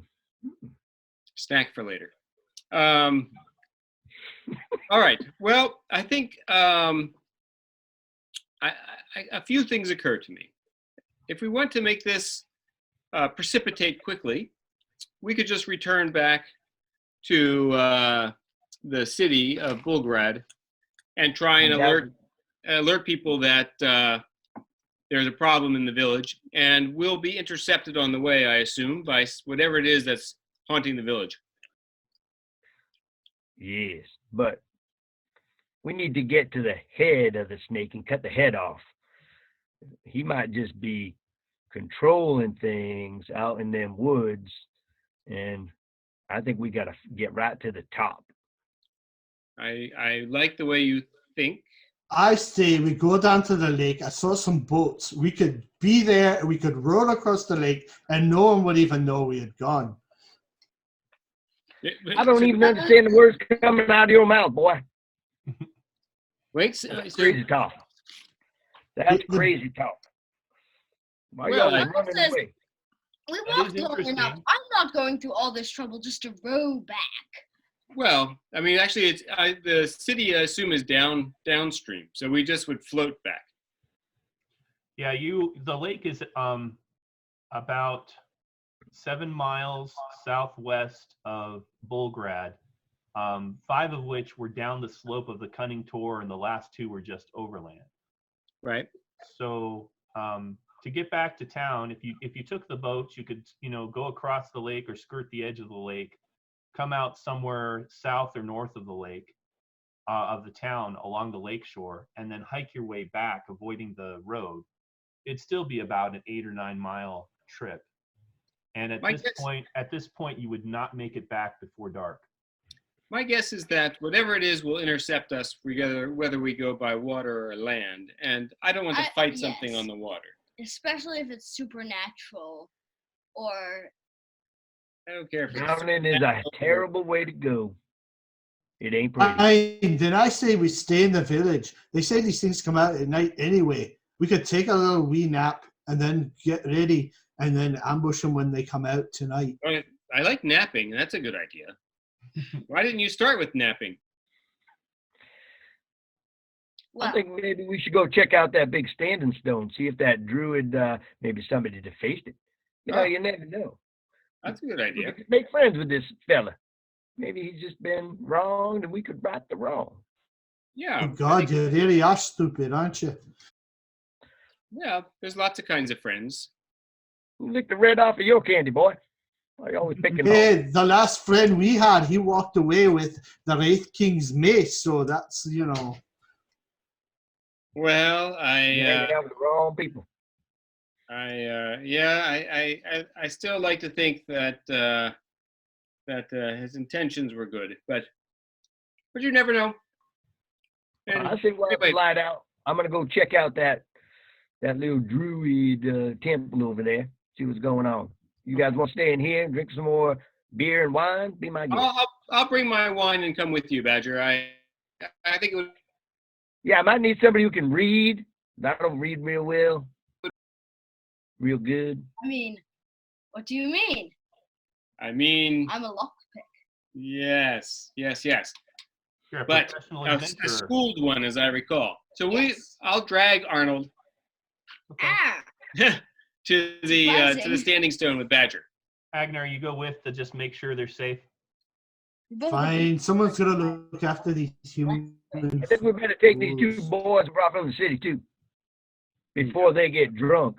Bill and Warren are sticking with you. They approve of the idea of going back to town, although they're not too keen on getting attacked on the way back. Where would you prefer to be attacked? Just let me know, Warren and Bill, and we'll make sure that happens. All right, so you head out to this really big standing stone, and it's covered in markings. Go ahead and roll a d20 under your intelligence there, Arnold. It's all your studies. I got a 16 and my intelligence score is 16. Okay. You haven't memorized this alphabet before, but you recognize it. It's a really ancient rune writing called hag sign that is associated with the old northern worship of the hags in the north.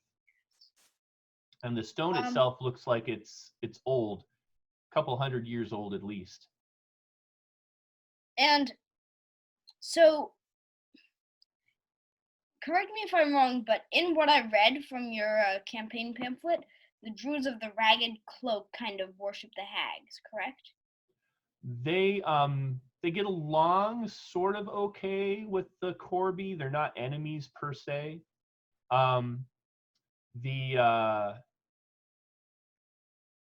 The Druids on both sides of the Druidic conflict are kind of neutral when it comes to the hags. Although they have discovered some artifacts that they think had to do with the old kingdom of Asmorgard that had hag sign on it. But those could have been magic items that were even created before the war. So who knows? Yeah. Well. But if you want to make an offering to the hags, that's the place to do it. I mean, I don't have much, I suppose, but So what is it? It looks like a big rock to me with a bunch of scratchings on it. It has markings of hag sign, which is a language roughly associated with hags, as it turns out. Is that right? And the hags, as far as we know, are sort of aligned with chaos, right? Right. In fact, you've heard rumors that if you worship chaos, the regular temples can't raise you from the dead or heal you. But if your friends lay your body on this big table in front of one of these hag stones, that the powers of chaos may bring you back at a price.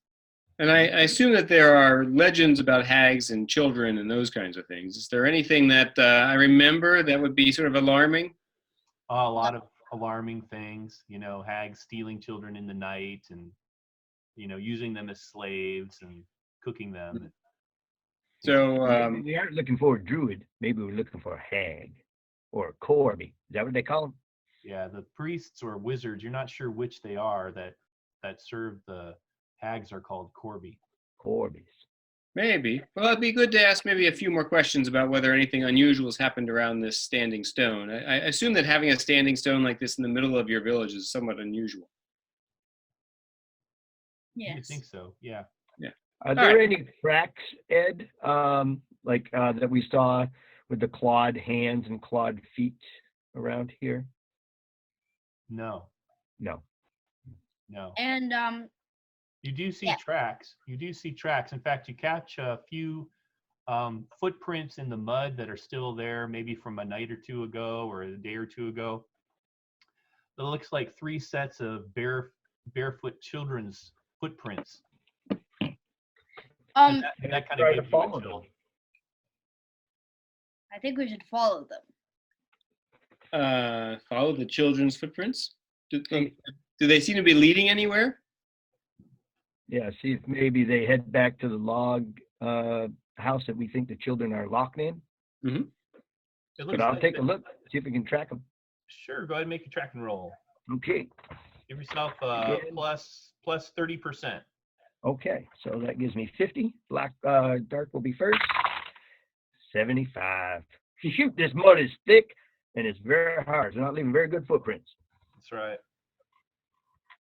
Children are very light, as I understand it. There definitely are little kid footprints around here. And why would they be hanging out here? These kids aren't supposed to be hanging around here. Yeah. Well, as the villagers were saying, the monsters appear as children, so I'm guessing it's not these children at all. But let's go back to the Earl for a moment, and we'll try and get his attention. Okay, you go back to the main longhouse and go in, and there's the Earl. He says, what have you discovered? Well, we don't think that Albus is to blame. He's there with his friend Gilligan and Lady Lily, and they seem they've been even kind enough to invite us to use their home as a base of operations as we solve your problem. So I at least for the moment.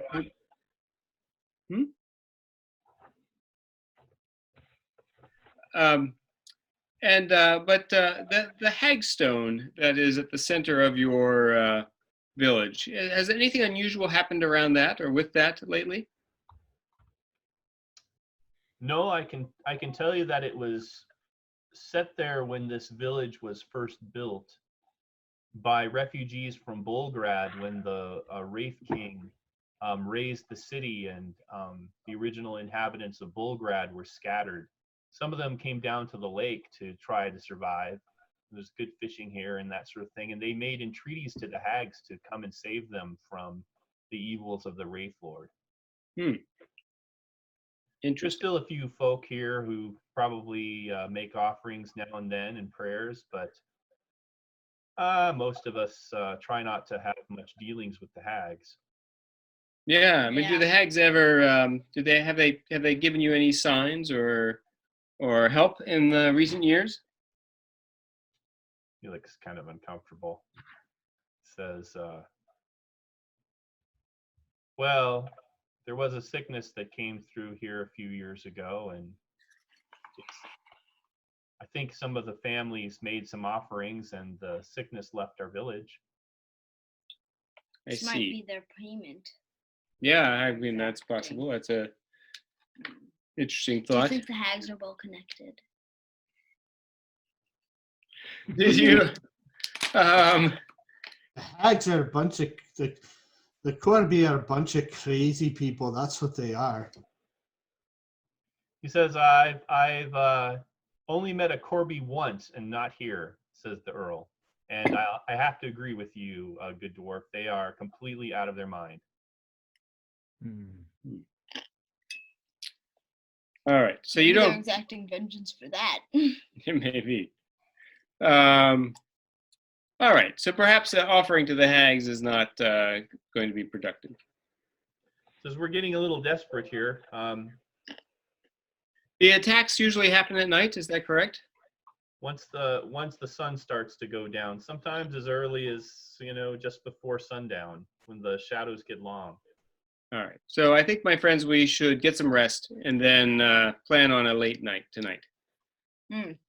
Your Majesty, might you lend us a few of your warriors to help patrol the village at night? Says I'm afraid that we've become desperate. The only thing we really do at night is we bring the children in from where they're locked up. We secure them in one of the barracks, and we have all of us within the longhouse here, and we guard ourselves in shifts throughout the night. There's only 2 ways in and out of this mead hall. It's a fairly well constructed building, and so far we haven't had any breaches. How many hours until sunset?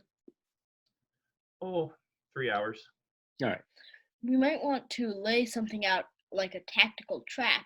Oh, that's an interesting idea. Traps and well-positioned soldiers. Yeah, is there any place that's easily defensible in the village that leaps out at us? The mead hall. Anywhere else? If you were in a longhouse, they're not real sturdy, but it's someplace you could try to defend. Usually they only have one door in and out of them. Okay. But probably they have thatched roofs and they can burn pretty easily. Yeah, that's not good. I'm thinking if we could get on top of that painter's house and have a good view of the entire, or maybe even on top of some of those very tall guard posts, we could have a good look around at night, see who's creeping, crawling around.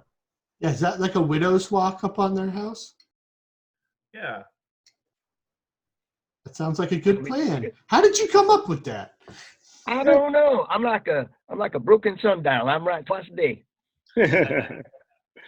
Okay, so I like that. I like the widow's walk on Albus's house as a way to scout out what's going on, and we can. I got some rope. We could drop down a rope and have a quick way to get down, and maybe take out anybody who shouldn't be messing around out there. All right. And what if it's got or such can pick off anything from below, and we'll at least be able to see around to see what's happening. By the way, what is that cave sort of thing? It looks like it's got a raised and very well constructed foundation. There's logs all along here, driven along the cliff edge. This is a big cliff down to the lake to keep it from, starting to slide down the hill. And then they've actually put stonework and masonry under the house to kind of keep it fortified. Yeah, what's that cave opening that's underneath down by the beach? The Earl says, yeah, there is a cave down by where the boats are. What's in it? Well, sometimes we store things in there, food and stuff and such. It's a good place to store stuff. It's not a very deep cave. I don't think anybody's risked going down there in quite some time. Well, it might be worth taking a look before the sun sets. If we can catch this thing while it sleeps, we might be able to put it out of its misery before it presents a risk to us. Okay. So let's take a quick boat over to the beach-like place. Was there a way to walk down to the cave, or do we have to take the boat? There's a sort of a deck here, and it has stone stairs that kind of come down here and down here to where the boats are pulled up on the shore. And right. then this kind of beach kind of comes along here, and then there's the cave entrance. Okay. All right. Are you? I think. Agnar, Badger, are you up for at least taking a look in this cave and seeing if there's anything suspicious in it? Sure, and we can check out the boats while we're down there. Oh yeah, good point. Make sure we have a sturdy way of escape. Mm-hmm. Ooh, might be approaching.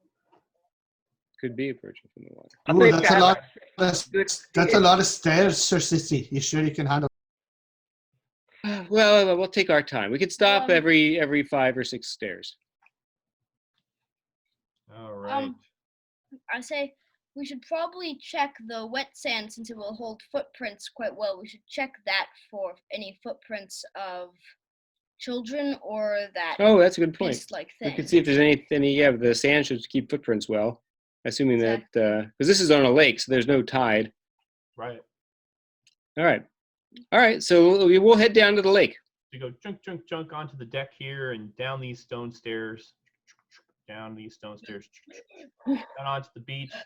And sure enough, there are child-sized footprints all around these boats leading to and from the cave. Ooh. Oh. Okay. I'll poison my one of my daggers. And I will I'll poison mine. Okay. And I think let's go to the cave. Let's move quietly. Agnar, can you make a quick work out and make maybe a doorway out of one of these boats? Because I heard Arnold saying he can keep a door shut. Maybe we could shut something in there, either with us to keep it from getting out, or shut it in there and we get out. I'm a dwarf, laddie, not a carpenter. Which spell are you going to have memorized for today, Dashel? Now, you can only have one. I would have studied sleep. Sleep. But Hold Portal does sound like it would have been helpful. Maybe tomorrow, if we survive tonight. Yep. All right. Let's go check out that cave. All right. Creep towards the cave entrance. You've got Bill and Warren ready. Bill readies his crossbow, and they're all moving forward kind of carefully. And Badger, just outside the cave entrance, you can see a deep set of man-sized boot prints come out of the trees along the shore here, and then into the cave, and then back out at some point. There's definitely some sort of meeting going on here. All right, you're just outside the cave entrance. You can see that there's this mushroom-filled cave. There looks like there's several different types, varieties of them kind of growing out of the walls and stuff. You see some old crates and barrels and stuff like that in there. It looks like maybe some of the fishing gear left over from the town they're storing inside this cave. And then the cave looks like it opens up. There's some stalactites and stalagmites kind of in here. And deeper in the cave, you hear the laughing of children. Creepy. Oh, I check. Are there any like skull pile or bishop's cap mushrooms that we know? There are both. Ooh. Maybe on the way out if we're alive. All right.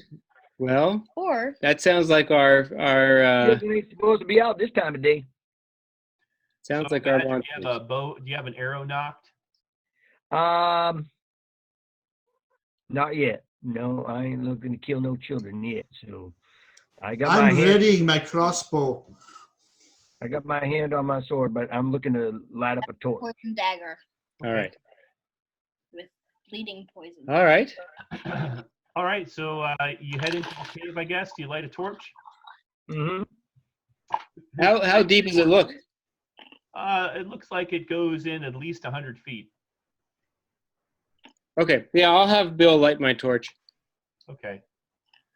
All right, you guys moved in there as a group, and sure enough, the cave is about 100 feet deep. You're sort of in the tunnel leading into it. You've gone into the cave about 30 feet, and then you're in this 50 by 50 cavern, basically, opens out. Uh-huh. And there are 3 young kids that are in there. They're kind of in rags, and they stand up and just look at you. They look pretty bedraggled and pale. They said they had all their children locked up, right? That's what they said. That's what they said. I fire my crossbow. Okay. Incarnation. Hey, roll the hit.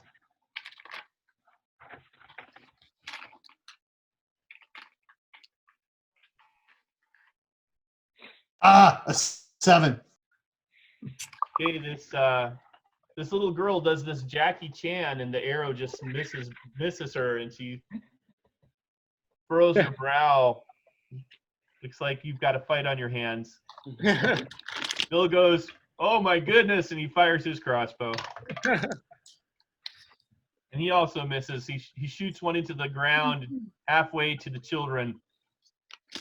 Think of the children. I'll say Those are children. I'll say those are warning shots, children.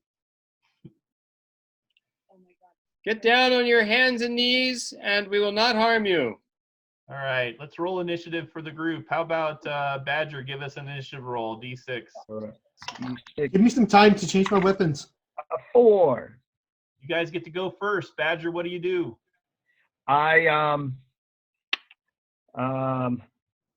plant the torch in the. I just drop it on the ground, and I draw my bow. Okay. So you're ready for a fight? Ready for a fight. Bill starts to reload his crossbow. Oren moves out from the back because you're kind of in where the cave kind of is coming out. Yep. And I think we'll try and fan out so we can all attack and defend. He gets a little in front of Bill, so he's sort of protecting Bill with his spear. Let's see, Agnar, what do you do? I drop my crossbow and pull out my sword and shield. Okay. Baron, what do you do? How far away are the children? They are 30 feet from you. Okay. I'm going to hold my dagger at the ready, and if they rush forward, I'll toss a dagger into one of them. Okay. I'm still not 100% sure what to make of this. Okay, and then Dashel, what do you want to do? I will actually sheathe my poison dagger and prepare a crossbow bolt. Okay. So I've got that ready. You load your crossbow. Awesome. Yeah. All right, the kids have their turn and they rush you. Ah! Want to throw your dagger, Baron? Yes. I hate children. I hate them. I rolled a 19. You hit. Whoa. All right. So I don't know if the poison actually takes effect, but You have to make a saving throw. Yep. Which they fail. So good.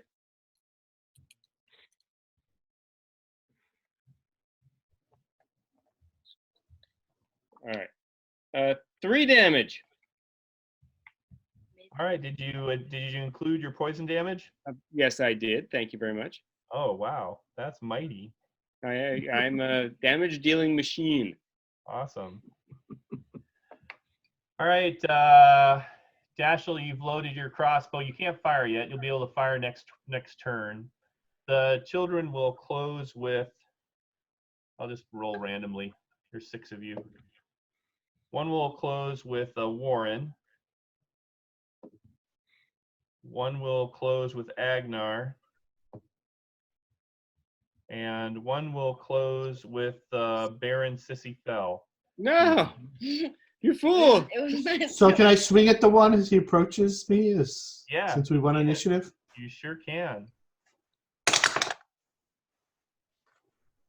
Oh, crap. That's a 5. Okay, that's... Children are shorter than most of the enemies you've been fighting. And they're scary. I'm scared. That's right. Shaking in my boots.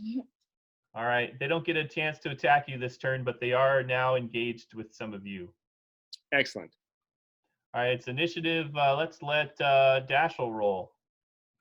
D6, buddy. Oh, D6. 1. Awesome. They get to go first. We bide our time. How is that awesome in any world? All right. First on poor Warren. That's a miss. Yay. Baron Sissy Fell. I rolled a 9. I don't think that hits you. No.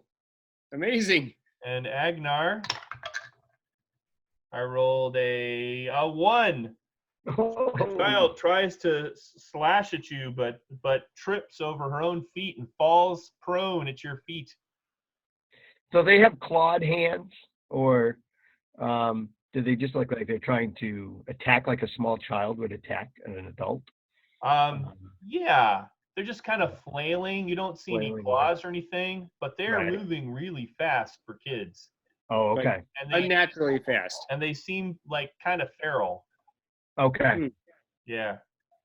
All right. So let's see. Badger, what do you do? I shoot at one with my bow. The one that is attacking Baron Sissyfell. Okay. Already has a dagger stuck in her, or him. That's right. Yep. All right. So at short range, I get a +1. So a 13 to hit. You hit. So, for 2 damage. Okay. So now it's got a dagger wound and an arrow kind of in it, and it's still there. Okay. It still fights. So, and basically, it's taken enough damage to kill a normal person, and it's still coming. Probably a grown person. A grown. All right. Well, that's reassuring. All right. Next up is going to be Agnar. What do you do? I swing away. Oh man, I can't roll anything today. 10. Okay, you get to add 4 to it because she's prone. Yay, 14. You hit. I seem to be relying on a lot of blind luck lately. Hey, a win's a win. I'll take it. 7 points of damage. 7 points of damage. Holy smokes! You drive her 6 inches into the sand. You chop this creature, but it's a lot tougher and sturdier than any normal human that you've ever hit. I'm screaming, get away from me! Get away from me! All right, next up is Arnold the Mage, or Arnold the Adventurer. So let's think. Can I hold my crossbow in one hand? Yeah. So I'll pull out my poison dagger. Okay. And I was just trying to I'm going to try and like stab the child attacking the Baron in the back. Okay, go ahead and roll your attack. Do I get advantage because I'm flanking? Nah, unfortunately that would be perfect in 5th edition, but unfortunately they haven't invented those rules yet in this edition. I will give you a +2. Yeah, that's not too bad. 10 plus what? 2. No, it's 8 plus 2, so 10. 10. Okay, you just miss. It was close. Okay. It was close there. Still got my poison. That's almost got her, Arnold. good. Next is the Baron. All right, I'll take my rapier and stabulate the child who's trying to maul me. Okay. Roll your attack roll. I'll say, I need something pithy to say, Arnold. I'll say, I'll cut your allowance. yes, playtime is over. And I roll 13. You hit. Woo! And it does like 66, right? Yeah. The nuclear rapier. A nuclear rapier. I put it on puree. I do 3 points. Awesome. It's because he's holding it in his chainsaw hand. That's right. Right. So I stab this thing through the chest with a rapier, and my rapier goes, oh boy. Touche. You are definitely doing damage to it. Bill, Warren, do something. Quickly. All right. Bill is going to try to shoot Baron Sissyfell's one, and he hits. Thank God. He does 5 points. Everyone, save the Baron. He does 5 points of damage to it, and it's still there. Ooh. What? It's like got a crossbow bolt sticking out of its neck, and it's like It's got crossbow bolts and arrows and been stabbed. And I'm then cursing the half-orc's name.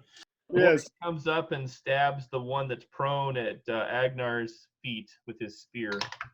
Excellent. And he rolled a 19, Nice.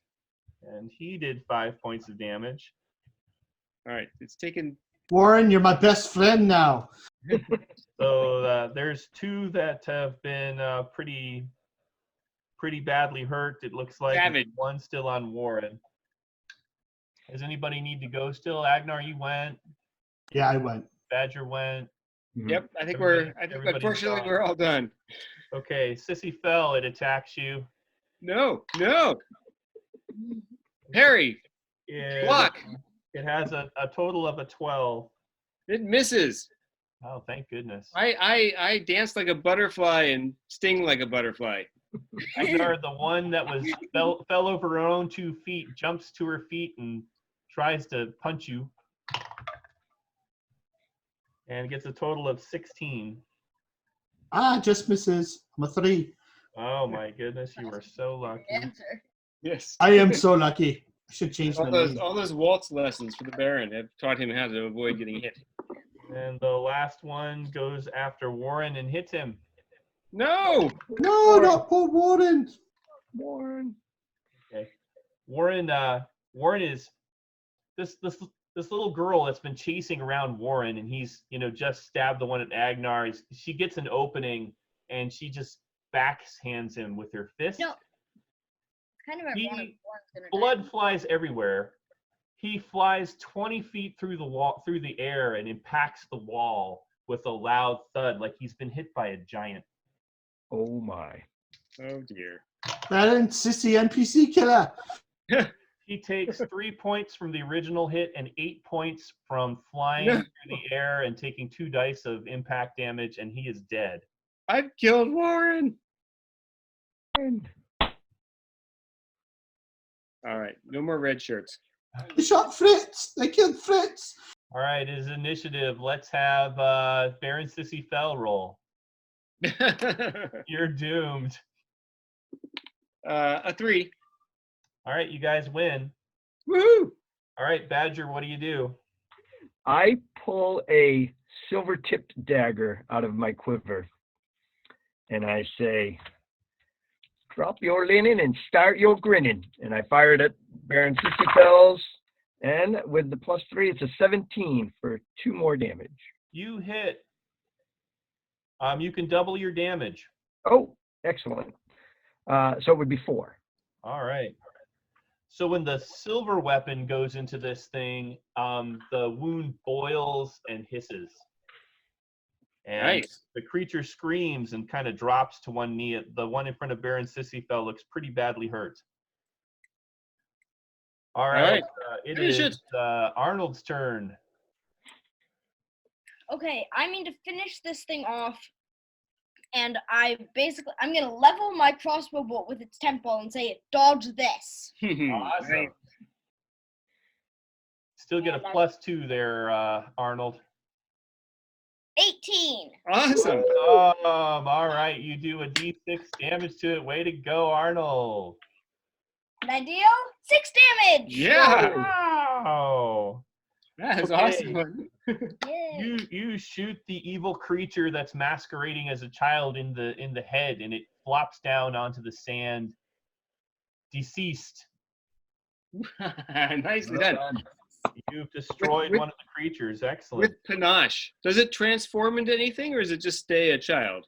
Not in this combat round, but we'll see what happens in a second. I can't wait. All right, next is Baron Sissy Fell. All right. Is the injured one close to me? Yeah, it's to your right, trying to battle Agnar. All right. Well, is there any way I can silently sort of slide behind it and then Yes, stab it you in the can. kidney? You can. I do that. Okay. Roll to hit. You get +4 for your backstab. 6. I missed terribly. All right. No, I think Dashiell saw that wrong. It's 64. All right, Agnar, what do you do? I'm swinging away, Right back. and I got a 6. Oh, Agnar, yes. 6 brothers. All That right. dang dwarf, Oh, there's only 2 of you. that dang dwarf could throw himself on the ground and miss. What's the matter with you, boy? Bill throws his crossbow at the one that's fighting Agnar and runs for it. A man after my own heart. You've done trained him well, son. You've done trained him well. All that screaming about kids, now you got our fighters running away. This is too freaky for him. It's too freaky for me. All right, the one on Warren has to pick a new target. All right, so Bill throws his crossbow at the one that just killed Warren and runs. And he's only in a gambeson, so he can run pretty far. He can run 40 feet, like as if he's unarmored. He's got really crappy armor on. Mm-hmm. And the little girl can also run 40 feet.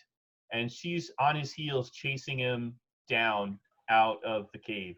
Oh, boy. Shoot. Run, Bill, run. All right. Meanwhile, the one that you guys have been brutalizing that's wounded in front of Agnar will take another swing at Agnar. And duck. rolled a total of a 13, so she missed.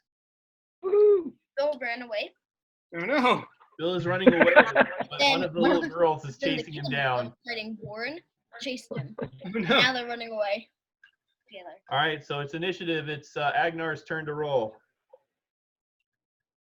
All right. 5. I also rolled a 5. Ty goes to the party. Woo! I All swing right, again. I can't miss again. Yay, 17. You Yeah. hit. 9 points of damage. Oh my gosh, you brutalized this monster. You just chop her in the shoulder, and you should have killed her, you think, by now, but she just does that, Kung Fu Film Festival, straightens her head out and flexes and her Yeah. pops her knuckles, and she looks really badly brutalized, but she's still there. This is the undamaged one or the... No, the damage. This is the One. damaged one that's Oh taken my God. 20 points of damage so far. Oh, All right, back up to Badger. I want to make sure that, I'm not the brightest torch in the cave, but I want to make sure I know kind of what that girl that ran away was wearing or looked like, just for a moment to try to get a glance. And then I turn and, Badger? yeah, You can still see her. She's only moved 40 feet.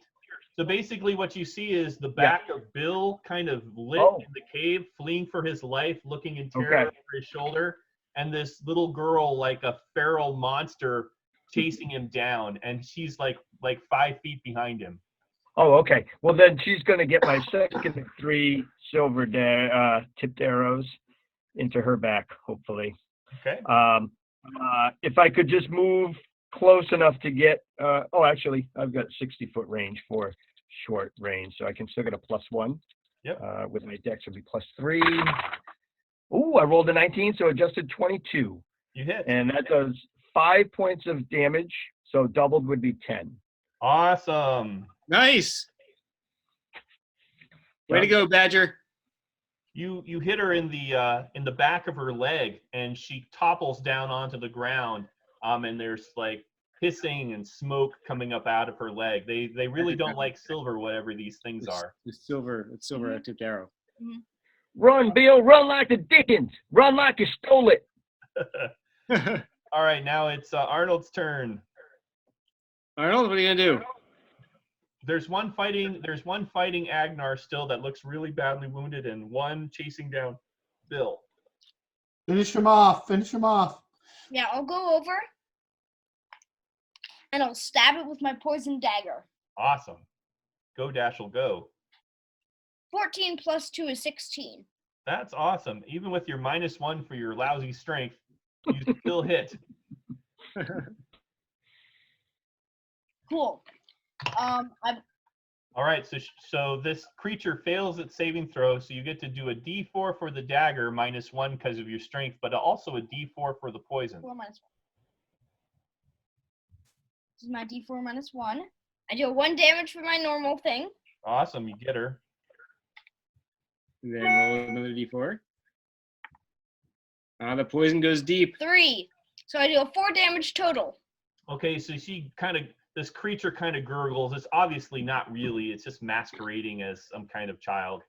Gurgles and then falls in a heap at your feet and lays still. You have slain it, Arnold. Arnold the Monster Slayer. Good job, Treasure Seeker. Yes. Yes, Right. exactly. Baron, what do you That's what do? I'm talking about. Well, I want to save Bill, but I don't really know how. I guess this thing is how far away from me? It's 40 feet? Yeah. So I could move 10 and then throw my dagger, right? Yep, you could throw another dagger at it. It's about my best bet, I think. Move 20. Do you wanna use your charisma to try to get its attention? Yeah, that's a good idea. I'll say, Quick, do the waltz. I'll say, hey, little monster, we've slain your 2 companions, and in the name of Baron Fell, you couldn't find a juicier, more tender morsel to eat and defeat than my friend Arnold. Ah! All right. I rolled snake eyes on its reaction roll. Oh, good. So it wants to kill you, Baron Fell. Oh, good. That's not good. Go ahead and make your attack roll. Funny part is, Well, actually, I'll hold my dagger at the ready, and then when it gets within about 20 feet, I'll throw it. Okay. You want to use your second dose of poison on it then? Yeah, actually, I'll use one of the. I can use one of the spider venoms on it, right? It's not been cooked yet. But it's not a small. It doesn't have to be concentrated because That's true. You could dagger. try to use a spider poison on it. That's for sure. I'll try the spider poison. I think that's more potent than my handmade stuff. Okay. Agnar, what do you do? I'm going to charge and hack at her. All right. So you make it halfway there. But you're between her and Sissy Fell, so she's got to come through you. Well done, Agnar. All right, and it is initiative, and it is Agnar's turn to roll. Go ahead and roll initiative, Tom. I did. It was a 1. All right, she goes. He leaps to her feet, charges up to Agnar, and swings at him. And you need a 17 to hit you? Yes. Okay. I miss. Okay. That was not the answer I was expecting, but thank you. By 1. Yeah, that was a little more suspense than I was hoping for, actually. Well, even in the last adventure, like he kept rolling 16s and I kept lucking out, or 15s. Right. Go ahead there, Agnar. You're the one that has the first swing. Oh wait, if I'm being honest, you only need 19, right? So 16 hits 3, so it did hit me. No way, really? Yeah, it did. Oh God. Make a save versus D. Oh, you got that, dwarf? That's your bread and butter. Is D Dragon Breath or Death Ray? D is death and poison, but this is a powerful attack that could kill you as a first level guy. Usually D is your best saving throw. Yeah. So I give you the best chance to resist this. Oh yeah, I made it easily, 19. Okay. So she hits you, but with your dwarven stoutness, she doesn't send you sailing through the air so that you take, impact damage on top of that. You just take her normal, I'm punching your lights out damage. She does 5 points of punching damage against you with one hit. Oh, that would kill Baron Fell in a single shot. Or Arnold. No need to worry about the impact damage. Yes. All right, Badger, it's your turn. All right. I grab my last silver-tipped arrow, and I say, wolf, duck. All right. Now, and Mike. I shoot it over the dwarf. All right. Oh, and it's only a 13. All right, you did hit. I will say, Mike, that if you're, just so you know, if you're shooting a ranged weapon into melee or throwing daggers into melee, and there's not like a huge size difference, like if the dwarf was fighting an ogre, if you rolled a 1, you would just miss. Okay. But if he's fighting another dwarf or this small creature, then you'll hit him. If you rolled a 1. Phew. Good thing for you, dwarf. All right, roll your damage. So it's doubled to 4 damage. Oh no. It's just a glancing blow. She still hisses. It's a glancing blow. You did hurt her. All right, Baron Sissy Fell. All right, I'll move off to the side so I have a better angle on her. Okay. And I'll toss my poison dagger into her. Okay, awesome.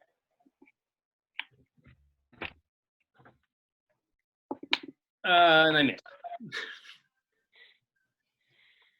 Too low.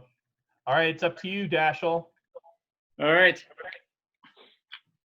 I used my poison dagger, and my crossbow is spent. Yeah. I'll use a normal dagger. All right. You reload your crossbow. No, dagger. All right. Oh, nice. 17. Oh my God, you hit. Way to go. Woo-hoo. Roll your D4. 0. Okay, so you throw it, but you're a new adventurer, Arnold. Instead of the blade end hitting into her, the pommel end hits her in the eye, and she startles for a second because you hit her in the eye, but just kind of growls. What do you do? I back away. You get your strength bonus and penalty for thrown weapons, or is it just dex? No, that's a good point. It's supposed to be only melee, right? Right. Yeah. Okay, yeah, you do damage. What And do you you're do? 1 point. Okay, you shoot her in the eye. That's right. Well, yeah, even being hit with the pommel in the eye would hurt. Oh yeah, she's unhappy. She's very angry. Can I swing for my life? You've already swung. No, I just moved. Oh. You're not close enough. Oh, that's true. You can swing.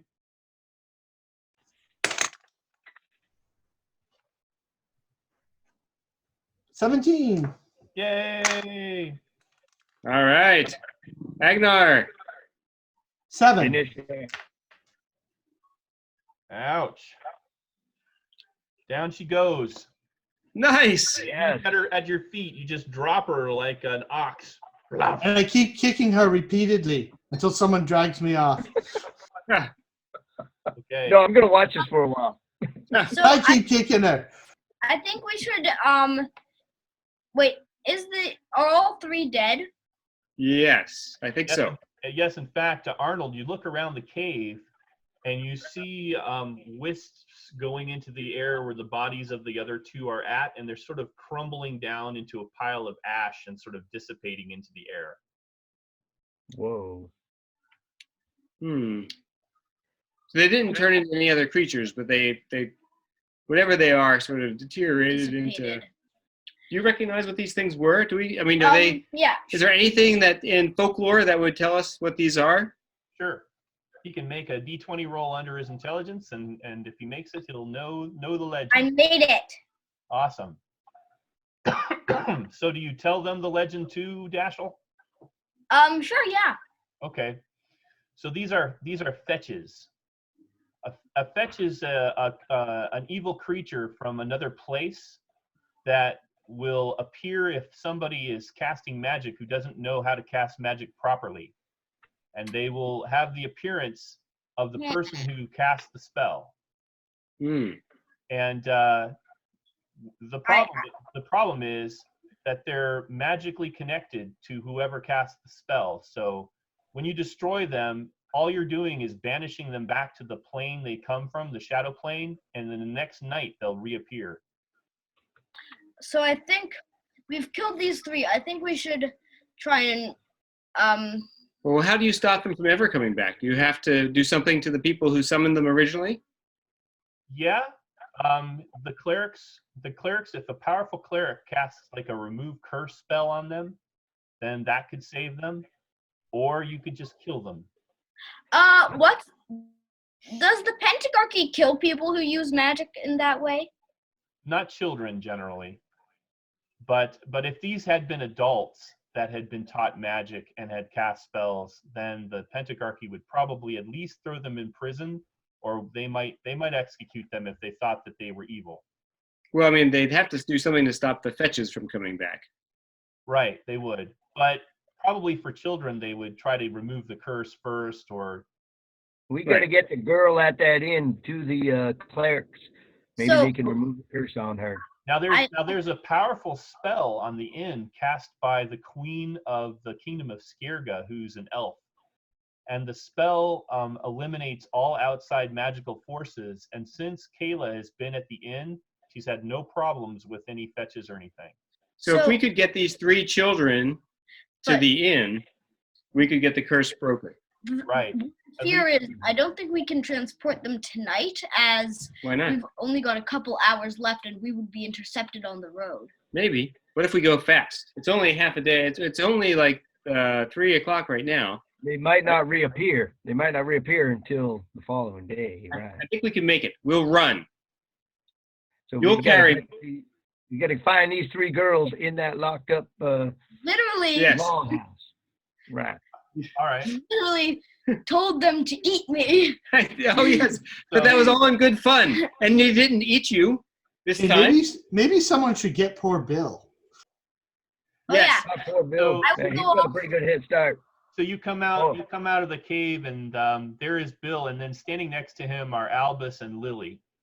Ah, cool. And Albus has an oar from one of the boats in his hands, ready to bash over the head any bad thing. And he says, Lily told me that you were in trouble and that there was something under the house, in the cave under the house, that you were fighting, and said that we should come and help you.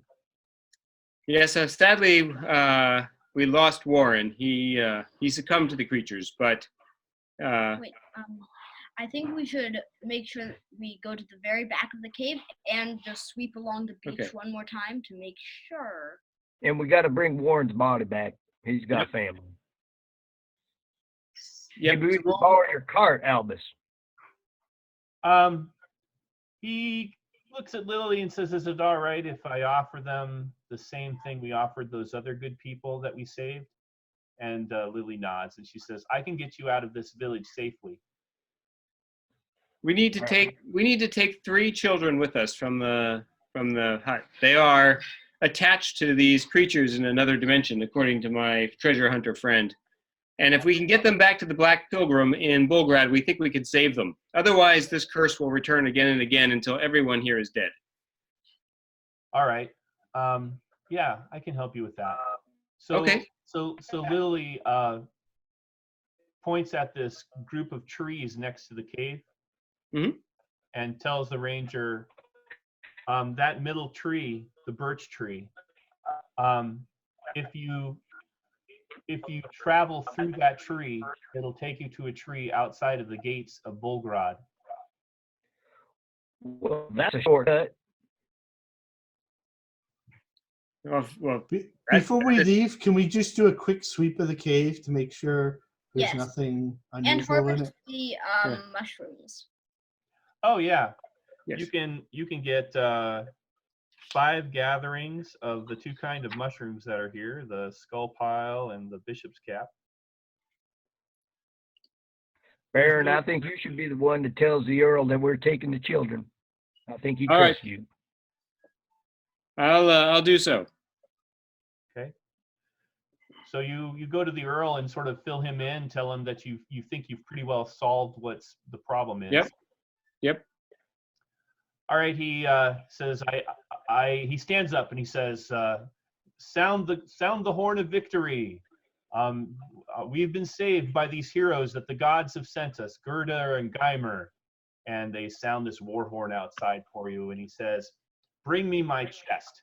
And he says, I have set aside this chest of gold for whoever could save the village from these monsters. And they bring out this medium-sized heavy chest and they set it down with a boom in front of your party. All right. Well, we should open it. Arnold. Very well. And I push on the top and try and open it. Okay, it opens up and there are 1,000 gold pieces in it. Woo-wee! Woo! All right. I nod appreciatively. Thank you, Earl. We are glad that we were able to save your village. There is one more thing we need to do. There are 3 children we need to take from that hut back to Bulgrad. We will return them safely to you after we have broken the curse upon them. Excellent. Well, this treasure is well earned. You have my thanks, and you are welcome. You heroes, all of you are welcome in my mead hall at any time. We will have my bard make a story in your honor, and once you feel it is that you feel comfortable to return the children, while we will have a great feast in your honor, all of you. That's very kind. Thank you very much, Earl. What's the Earl's full name? His name is Duke of Earl. Correct. Horik. Corrick. Earl Corrick. Okay. Horik. Do we know which one is the skull, the bard?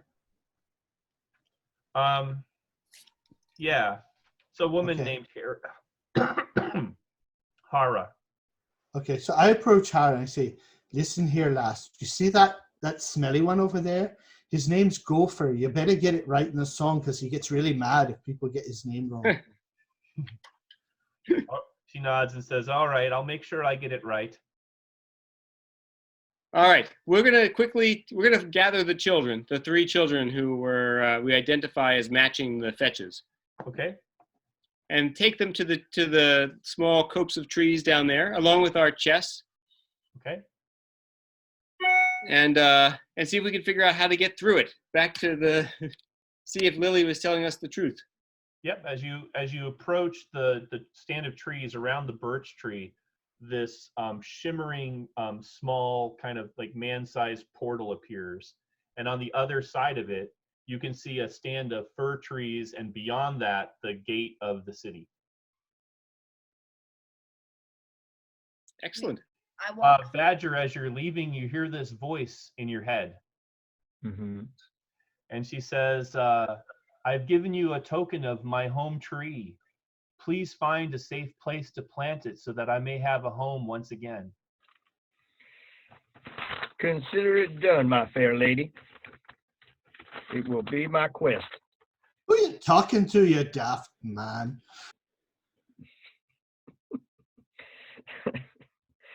You and I are gonna be really good friends, my dwarf friend.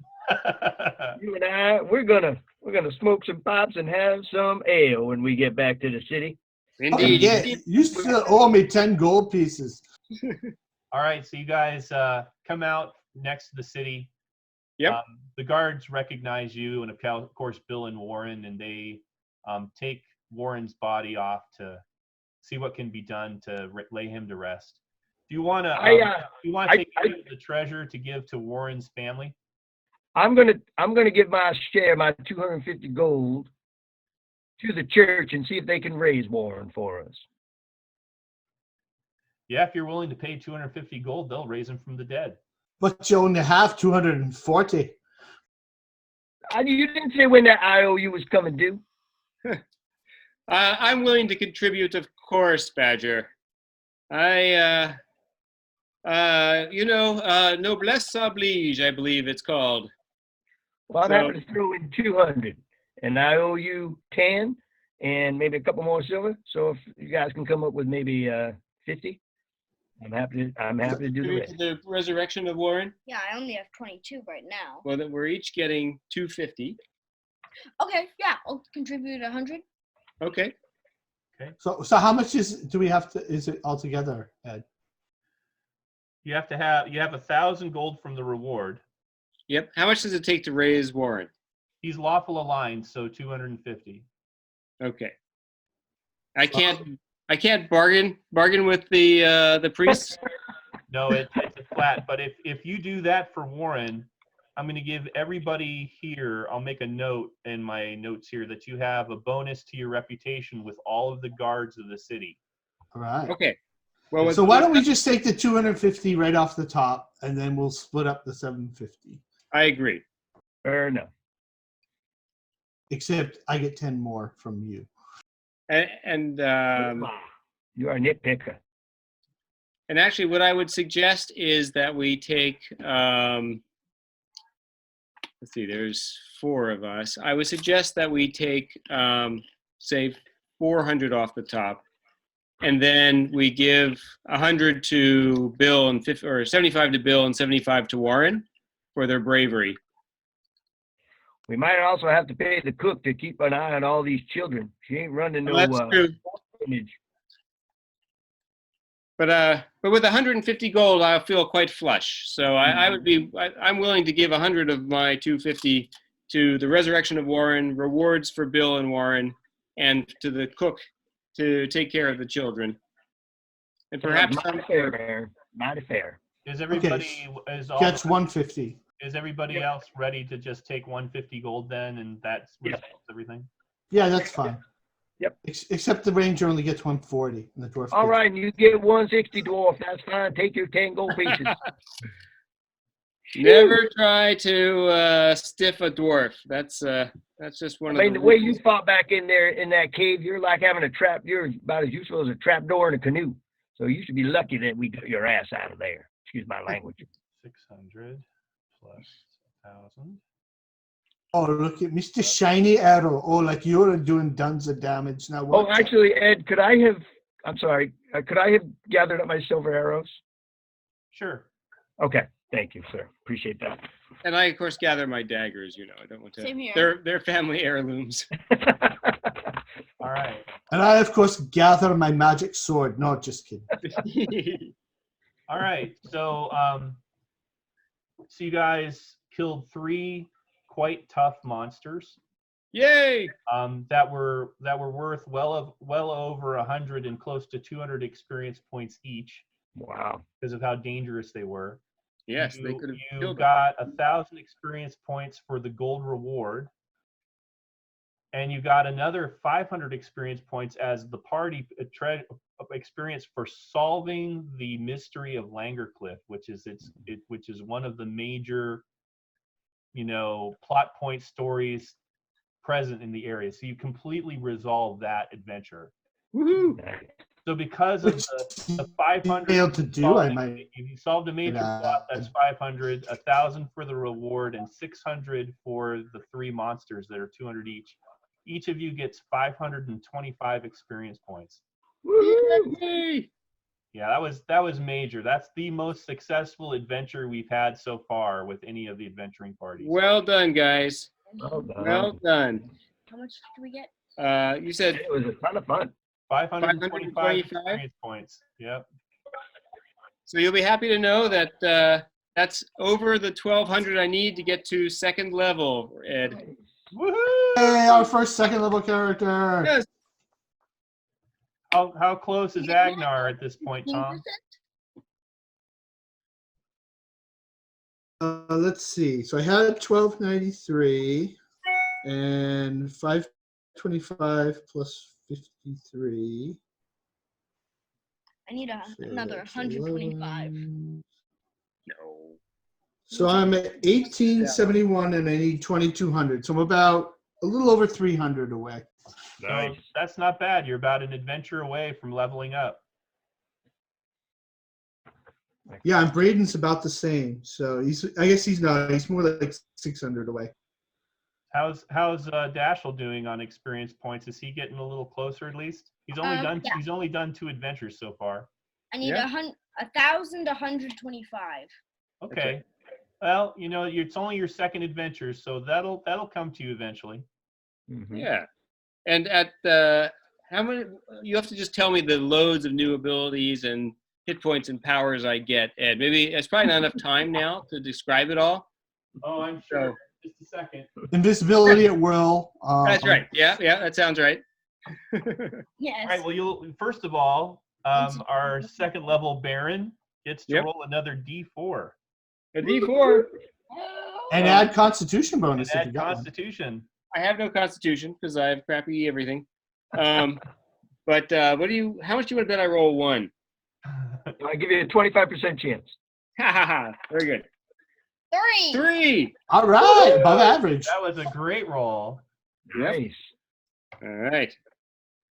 All right. So you're ready for your new saving throw numbers? Oh yes. You ready? They're the same. Okay. That was cruel. That was mean. All right. Your climb sheer surfaces was an 87.